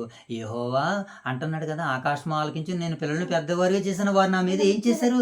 తిరగబాటు చేశారు. యెషయా గ్రంథం అంతా సెలవిచ్చేది అదే. అవుట్లైన్ ఏంటి అంటే అందరినీ తిరగబడ్డారు. మొదటి వచనంలో తిరగబాటు గురించి చెప్పాడు, మొదటి 2 వచనం చెప్పాడు, నా పిల్లలు నా మీద తిరగబడ్డారు అని. కనుక ఏం చేశారట? వీళ్ళందరూ కూడా తిరగబడ్డారు. అలాగే 30వ అధ్యాయము 33వ వచనం చదువుదామని చూడండి ప్రియులారా. ఇదే యెషయా గ్రంథము 30వ అధ్యాయము 33వ వచనం చదువుదాం. 30వ అధ్యాయము 33వ వచనం చదువుదాం. చదువునా తీసా. పూర్వం నుండి తొపేతు సిద్ధపరచబడి ఉన్నది, అది మెలేకు దేవతకు సిద్ధపరచబడి ఉన్నది. లోతుగాను విశాలముగాను ఆయన దానిని చేసి ఉన్నాడు. అది అగ్నియు విస్తార కష్టములను కలిగి ఉన్నది. గ్రంథక ప్రవాహం వలె యెహోవా ఊపిరి దాన్ని రగలబెట్టును. అంటే దేవుని మీద తిరగబడేటువంటి వాళ్ళందరూ ఎక్కడున్నారు మోషే బాబు? తోపేతులో ఉన్నారు. తోపేతు అనగానే కింద పుట్టినేట్లో అంకేసి మాట రాయబడింది చూడండి. తోపేతు అనగా ఏంటట మోషే బాబు? 33వ అధ్యాయంలో తోపేతు అనేటువంటి మాట చూడు. 33వ వచనం, 30వ అధ్యాయము 33వ వచనంలో ఏముంది? పూర్వం నుండి ఏముందట? తోపేతు అని అంకేసి కింద ఏమని మాట్లాడాడు? కింద అనగా హేయమైన శ్మశానము. తోపేతు అనగా ఏంటనైనా శ్మశానము. ఈ భూమి మీద శ్మశానం మనకు కనబడుతుంది. మనిషి చచ్చిన తర్వాత ఈ భూమిని కాదు, భూమండలాన్ని దాటుకుని ఎక్కడికి పాతాళ లోకానికి వెళ్తున్నాడో అక్కడ అగ్నిలో తోపేతు అనగానే శ్మశానం, శ్మశానం అనగానే నరకం అనగానే అగ్నిలు ఇప్పుడు ఏం చేస్తున్నారు? శ్మశానంలో ఉన్న వాళ్ళందరూ కూడా ఇప్పుడు కాలిపోతున్నారు. ఇప్పుడు వేడి వేడి సాంబారి ఎలాగైతే కాలిపోతుందో, మన ఒంటి మీద ఊడితే తొక్క ఎలా ఊడిపోతుందో అక్కడ కూడా వారి దేహాలు అలాగే అక్కడ నరకంలో తోపేతులు ఏం చేస్తున్నారు? వీళ్ళందరూ కూడా కాలిపోతున్నారని వాక్యం మనకి సెలవిస్తుంది. ఒకసారి మనం ఇర్మియా గ్రంథము 31వ అధ్యాయాన్ని చదువుదాం. ఇర్మియా గ్రంథము 31వ అధ్యాయము,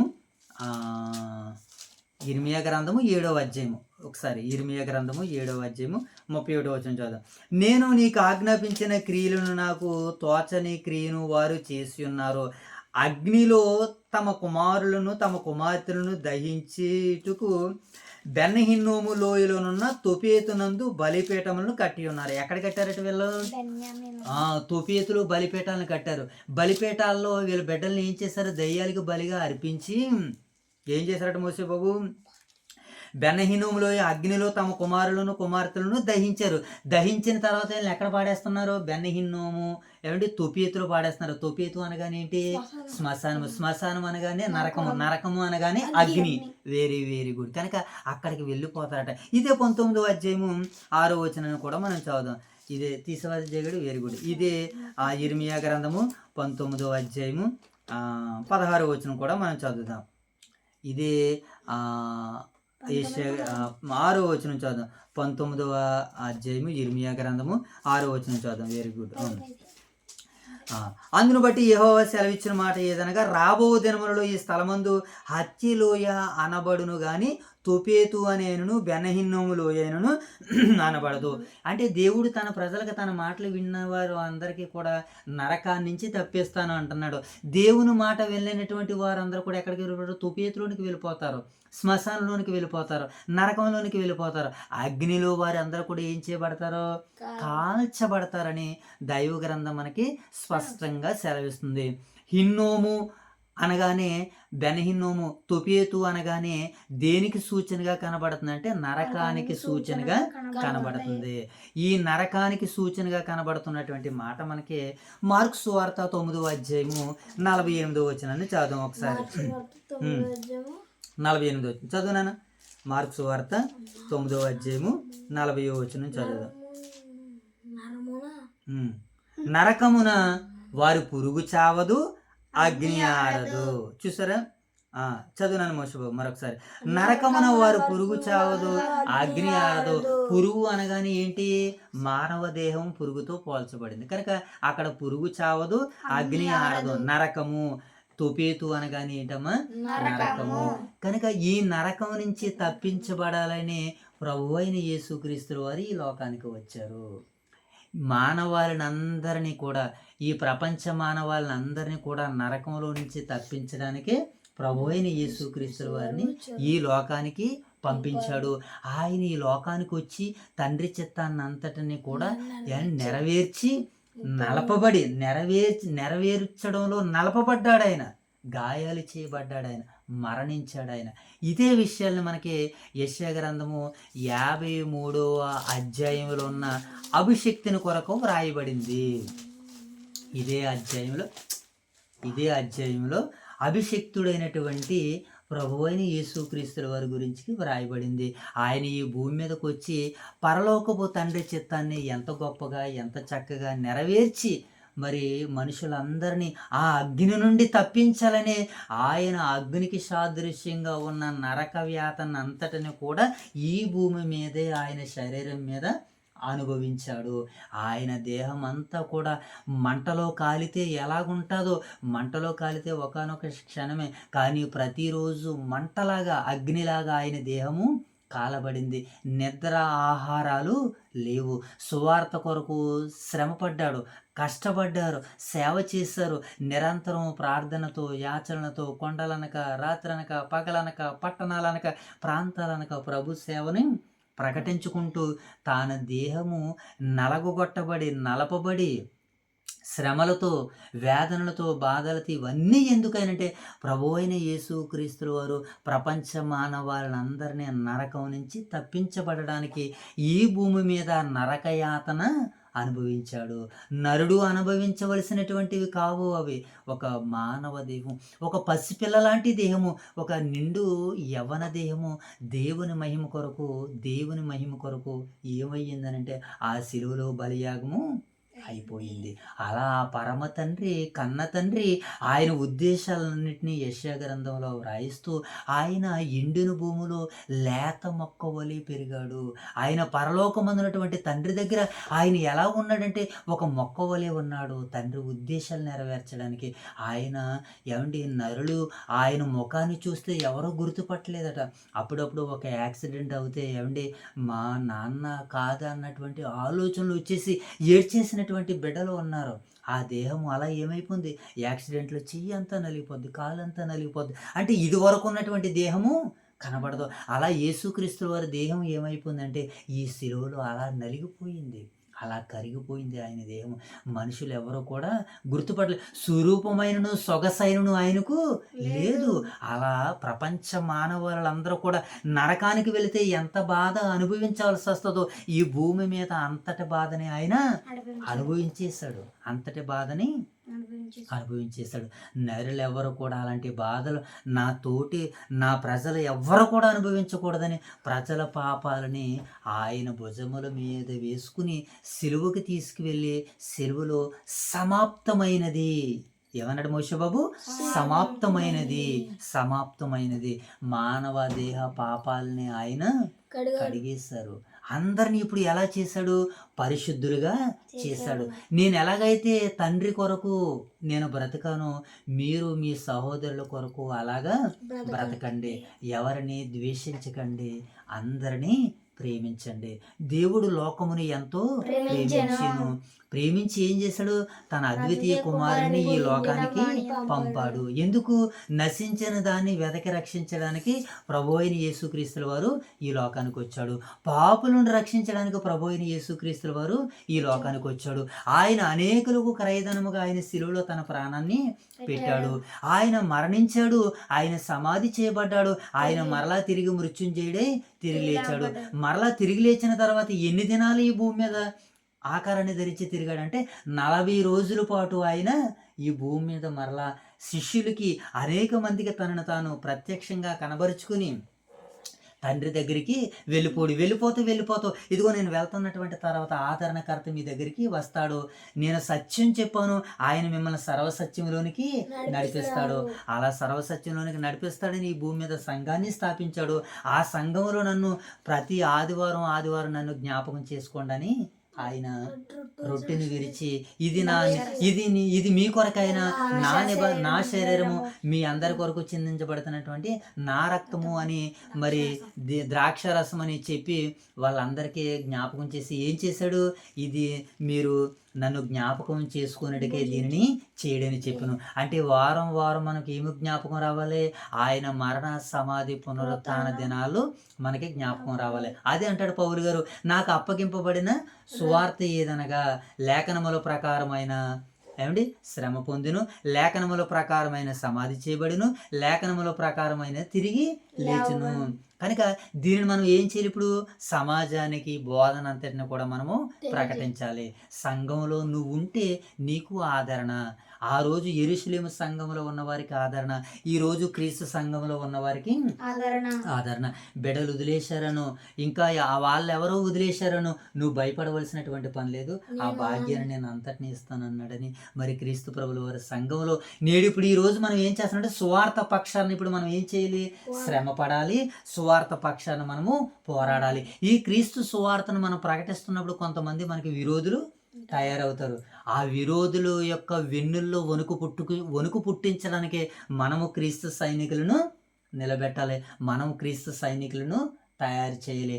అలాగే ఈరోజు ఓదూరు క్రీస్తు సంఘము సిద్ధంగా ఉంది.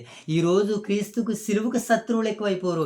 ఆ శత్రువులతో విజయ తాండవం, ఆ శత్రువుల యొక్క శరీరాలను చీల్చి చెండాడడానికి, వాక్యం ద్వారాగా బుద్ధి చెప్పడానికి, ఖండించడానికి నిరంతరం పహార కాస్తుంది ఓదూరు వైఎస్ నగరాల క్రీస్తు సంఘాలు. మరి వీళ్ళందరినీ అద్భుతమైనటువంటి రీతిలో ముందుకు నడిపిస్తున్నారు. డైరెక్టర్గా, నాయకులుగా, దైవ సేవకులుగా ఉన్నటువంటి మన ఆత్మీయులు, ప్రియులు దైవజనుడు బిఎల్ రాజు గారు, వారి యొక్క కుటుంబము దీనికి నాంది పలికింది. ఈరోజు వారి ప్రేరేపణతో ఇదిగో ఇంత సమయము ఒక గ్రంథాన్ని చదువుకునేటువంటి భాగ్యము ఆ వారి ద్వారాగా, సంఘం ద్వారాగా దేవుడు మనకి అనుగ్రహించాడు. కనుక ఈ పరలోకపు తండ్రి, కన్న తండ్రి పనిలో మనము ఆయన కలలు పండించేటువంటి వారుగా, ప్రారంభంలో ఆయన మేము అలాగే సేవ చేసేటువంటి వారు. కనుక ఇలా మనం ముందుకు వెళ్తే ఇక మరి మన పాఠానికి ముగింపు రాదు. కనుక ఈ సమయంలో మనము మరి ప్రార్థన చేసుకుని మరి ఇంతవరకు అంగరంగ వైభవంగా మనల్ని యెషయా గ్రంథము 66 అధ్యాయాల్ని, మనకు ఒక మాట టూకీగా 66 పుస్తకాలు, 66 గ్రంథాలు. ఇప్పుడు యెషయా గ్రంథం ఎన్ని అధ్యాయాలు మనకి? 66 అధ్యాయాలు. ఇప్పుడు బైబిల్ అంతా మనకి ఏంటి? 66 పుస్తకాలు. ఈ 66 పుస్తకాలని చదివేంత భాగ్యాన్ని దేవుడు మనకి ఇచ్చేసాడు. రేపు నుంచి మనకి ఇంకా రెస్ట్, ఓకేనా? ఎందుకంటే 66 అధ్యాయాలు, 66 పుస్తకాలు కదా. ఇప్పుడు 66 అధ్యాయాలు చదివితే ఏం చదివేసినట్టు? 66 పుస్తకాలు చదివి ఫినిష్ అయిపోయినట్టే. కనుక రేపటి నుంచి మనకి ఏంటి? ఇప్పుడు విశ్రాంత, లేకపోతే శ్రమ పడాలా? శ్రమ పడదాం, దేవుని కొరకు ఉన్నతంగా బ్రతుకుదాం. దేవుడి కొద్ది మాటలు దీవించి ఆశీర్వదించును గాక. చిన్న ప్రార్థన చేసుకుందాం టూకీగా. మోషబా ప్రార్థన చేస్తావా? మీ ఆసక్తిని బట్టి, ఎందుకంటే దేవుడిని రోజులు మనల్ని నడిపించాడు కదా. మోషబా ప్రార్థన. మహాగరుడమైన మహోన్నతుడు, మా ప్రియాపరగపు తండ్రి, మీ ఘనమైన ఉన్నతమైన శ్రేష్టమైన నామానికి వేలాది వందనాలు శుద్ధులు స్వాతంత్రం చేయించుకుంటుంది తండ్రి. ఇదిగోండి తండ్రి, ఈ రాత్రి కాల సమయంలో తండ్రి, యెషయా గ్రంథం తండ్రి మొదటి అధ్యాయం తండ్రి చివరి అధ్యాయం వరకు మాకు ఏ అడ్డంకులు, ఏ సమస్యలు రాకుండా చూసిన మీకే వేలాది వందనాలు శుద్ధులు స్వాతంత్రం చేసుకుంటున్నాం తండ్రి. ఇదిగోండి తండ్రి తొందరగా వైభవంగా తండ్రి యెషయా గ్రంథం తండ్రి 66 అధ్యాయాన్ని ముగించుకుని తండ్రి. ఇదిగోండి తండ్రి, రేపటి ఉదయకాల సమయంలో తండ్రి మరొక గ్రంథాన్ని తండ్రి నేను అడుగు పెడుతున్నా మాకు సమృద్ధమైన తెలియజేయాలని ప్రజలు తండ్రి. ఇదిగోండి తండ్రి మా స్థానిక సంఘాలు దీవించి కాచి కావాలి తండ్రి. ఓదిరి వయసులో ఉన్న మీ బిడ్డలను దీవించి కాచి కావాలి. వాటిలో పరిచయం చేస్తున్న మీ బిడ్డలను దీవించి కాచి కావాలి. దైవసాగం దీవించి కాచి కాపాడండి. ఈ చిన్న ప్రాణాల తప్పు పరశుని ఎదుర్కొంటూ ఈ ప్రార్థన యేసుకృష్ణలో అడిగొచ్చిన మా ప్రియ పరగపు తండ్రి. జయ తల్లి. ప్రార్థన పడుతున్నా మనకి వెళ్ళాలి నేర్చుకున్నాం తండ్రి. ఈ రాత్రి కాల సమయం తండ్రి, ఈ రాత్రి కాల సమయం వాక్యం చదువుకున్న వాక్యం ఆదరించామని కృపణ చేసి నీకు ఎంత ఉన్నదండి. ఈ రాత్రి కాల సమయం యెషయా గ్రంథం తండ్రి 1వ అధ్యాయం తండ్రి, ఈ 66వ అధ్యాయంకు తండ్రి ఏ అడ్డంకులు రాకుండా, ఏ సమస్యలు రాకుండా తండ్రి నీ నామయ మధ్యలో చేసి నీకు ఎంత ఉన్నది. ఈ 66వ అధ్యాయం తండ్రి 66 పుస్తకాలు చదివినంత బాగా నచ్చింది నీకు ఎంత ఉన్నది తండ్రి. ఈ అధ్యాయం చదువుకున్నాను తండ్రి, ఎంతో కంటాలు సేపు నీ వాక్యం చదువుకున్నాను తండ్రి. ఈ వాక్యం తండ్రి ఇంకా అభివృద్ధిలోకి వచ్చిందా చేయండి.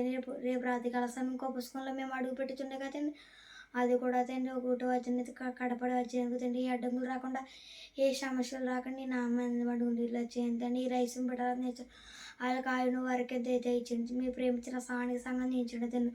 ఊదురు వైద్యక్రీ సంఘం దీయించండి తండ్రి. 2 సంఘాల భూషణ బియ్యాల కుటుంబాన్ని కూడా ఆచరించండి తండ్రి. 2 సంఘాల సేవకులను దీయించండి తండ్రి. నూతనంగా తరచు మీద మీ సేవకులను దీయించండి తండ్రి. ఇచ్చిన ప్రార్థన మీరు ఎక్కడ చేర్చుకుంటారు. ఈ ప్రార్థన యేసుక్రీస్తునామమున అడుగుతున్న ప్రార్థన. ఆమేన్. ఆమేన్. ఏమో ప్రార్థన చేసుకుందాం. ఒక్క నిమిషం అయిపోయింది తల్లి. ఒక్క నిమిషం, జస్ట్ 2 minutes. ఓకే, ప్రార్థన చేసుకుందాం. మహాగరుడైన మా తండ్రి, అందరూ చేతులు జోడించుదాం ప్రియులారా. ఇంకా చివరిగా మహాగరుడైన మా తండ్రి, మహోన్నతుడైన దేవ, పరిశుద్ధుడైన తండ్రి, మీ ప్రేమ కలిగిన నామని కృతజ్ఞతలు ప్రభావ. ఏమిచ్చినైనా మీ రుణాన్ని మేము తీర్చుకోగలుగుతాం ప్రభావ. ఈ భూమి మీద నాయన మేము ప్రాణాలతో దేహాలతో ఉన్నామంటే నాయన మేము చనిపోయేంత వరకు మీ రుణాన్ని, మీ కుమారుడు కార్చినటువంటి రక్తాన్ని నాయన తండ్రి ఇదిగో మేము రుణాన్ని తీర్చుకోవాలి ప్రభా. ఆ రుణము నాయన మా తోటి సహోదరులు మిమ్మల్ని ఎరగని వారు ఉన్నారు తండ్రి, వారిని మీరు నడిపించడానికి మీ సహాయాలు మాకు దయచేయమని వేడుకుంటున్నాం తండ్రి. అయ్యా యొక్క సమయంలో యెషయా గ్రంథము తండ్రి ఇంత అంగరంగ వైభవంగా నాయన ముగించినదులు మీ కృతజ్ఞతలు ప్రభా. ధారాళంగా విస్తరించిన ఆయన మీ సువార్తలో, మీ సేవలో, పరిచయలో కుటుంబాన్ని నిలబెట్టారు ప్రభా. మీకు వందనాలు తండ్రి. బిడ్డలు ఎంతో వేయి ప్రయాసాలు పడ్డారు ప్రభా. వారి ప్రయాసాలకినైనా వారికినైనా చక్కనైనటువంటి ప్రయోజనకరమైనటువంటి జీవితాలను వారికి సిద్ధం చేస్తారని ఆశిస్తూ ప్రార్థిస్తున్నాను తండ్రి. అలాగే ప్రభు, ఈ పరిచర్ని వీక్షిస్తున్నటువంటి పరిశుద్ధులందరినీ దర్శించండి, దీవించండి, ఆశీర్వదించండి. నాని ఎంతకంటే గొప్ప పరిచర్యలు ప్రభు నీ బిడ్డలు ఎలా చేయాలో, ఏ రీతిగా చేయాలో వారికి ద్వారాలను మీరు తెరుస్తారని ఆశిస్తూ ప్రార్థిస్తున్నాను తండ్రి. అయ్యా, మరి యొక్క సమయంలో, ఈ రాత్రికాల సమయంలో మీరు మమ్మల్ని ప్రేమించి ఇచ్చినటువంటి సంఘాలను, సంఘ బిడ్డలను, దైవ సేవకుల కుటుంబాలను, పెద్దల కుటుంబాలను, పరిచారకుల కుటుంబాలను దీవించమని, ఆశీర్వదించమని.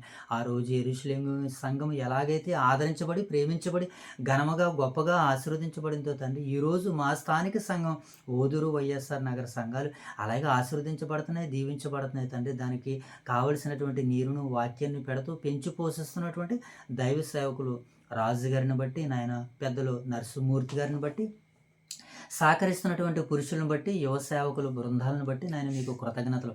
ఇలా 2 సంఘాలు నాణ్యతలోను, సంఖ్యలోను అభివృద్ధి పొందుతూ ఆశీర్వదించబడేలాగా మీ సహాయం తెచ్చండి. సంఘం ద్వారాగా కుటుంబాల్లో జరుగుతున్నటువంటి కార్యక్రమాలన్నింటిలో నాయన మీ సహాయ సహకారాలు మాకు అనుగ్రహిస్తున్నందుకు నిండు మనసుతో కృతజ్ఞతలు తెలుపుకుంటూ తండ్రి, రాత్రికాల సమయంలో ఇంతవరకు యెషయా గ్రంథం ద్వారాగా మీరు మాకు ఒక అవగాహనలోనికి నడిపించారు, అనుభవంలోనికి నడిపించారు. ఇంకా రాగడి దినాల్లో అనేకమైనటువంటి విజ్ఞాన సంగతులు ఈ గ్రంథం ద్వారా మేము వినగలుగుటకు, నేర్చుకోగలుగుటకు, సంఘం ద్వారాగా, సేవకుల ద్వారాగా మీరు మాకింత మరింత ఆత్మతో నింపబడినటువంటి జ్ఞానాన్ని మీరు మాకు వారి ద్వారా అనుగ్రహిస్తారని, అందిస్తారని ఆశిస్తూ, దేవా ఇంకా రాగడి దినాల్లో ప్రభా మీ మహిమ కొరకు మేము జీవించబడేటట్టుగా, వాడబడేటట్టుగా మీ సహాయ సహకారాలు మాకు అనుగ్రహించమని, అందించమని, ఈ పరిచర్య వీక్షిస్తున్నటువంటి బిడ్డలందరినీ దర్శించమని, దీవించమని, ఆశీర్వదించమని వేడుకుంటూ మా రక్షకుడైన యేసుక్రీస్తు ప్రభుల వారి నామములో ఈ ప్రార్థనకు సమర్పిస్తున్నాము తండ్రి. అందరికీ వందనాలైనా, అందరికీ వందనాలు. God bless you.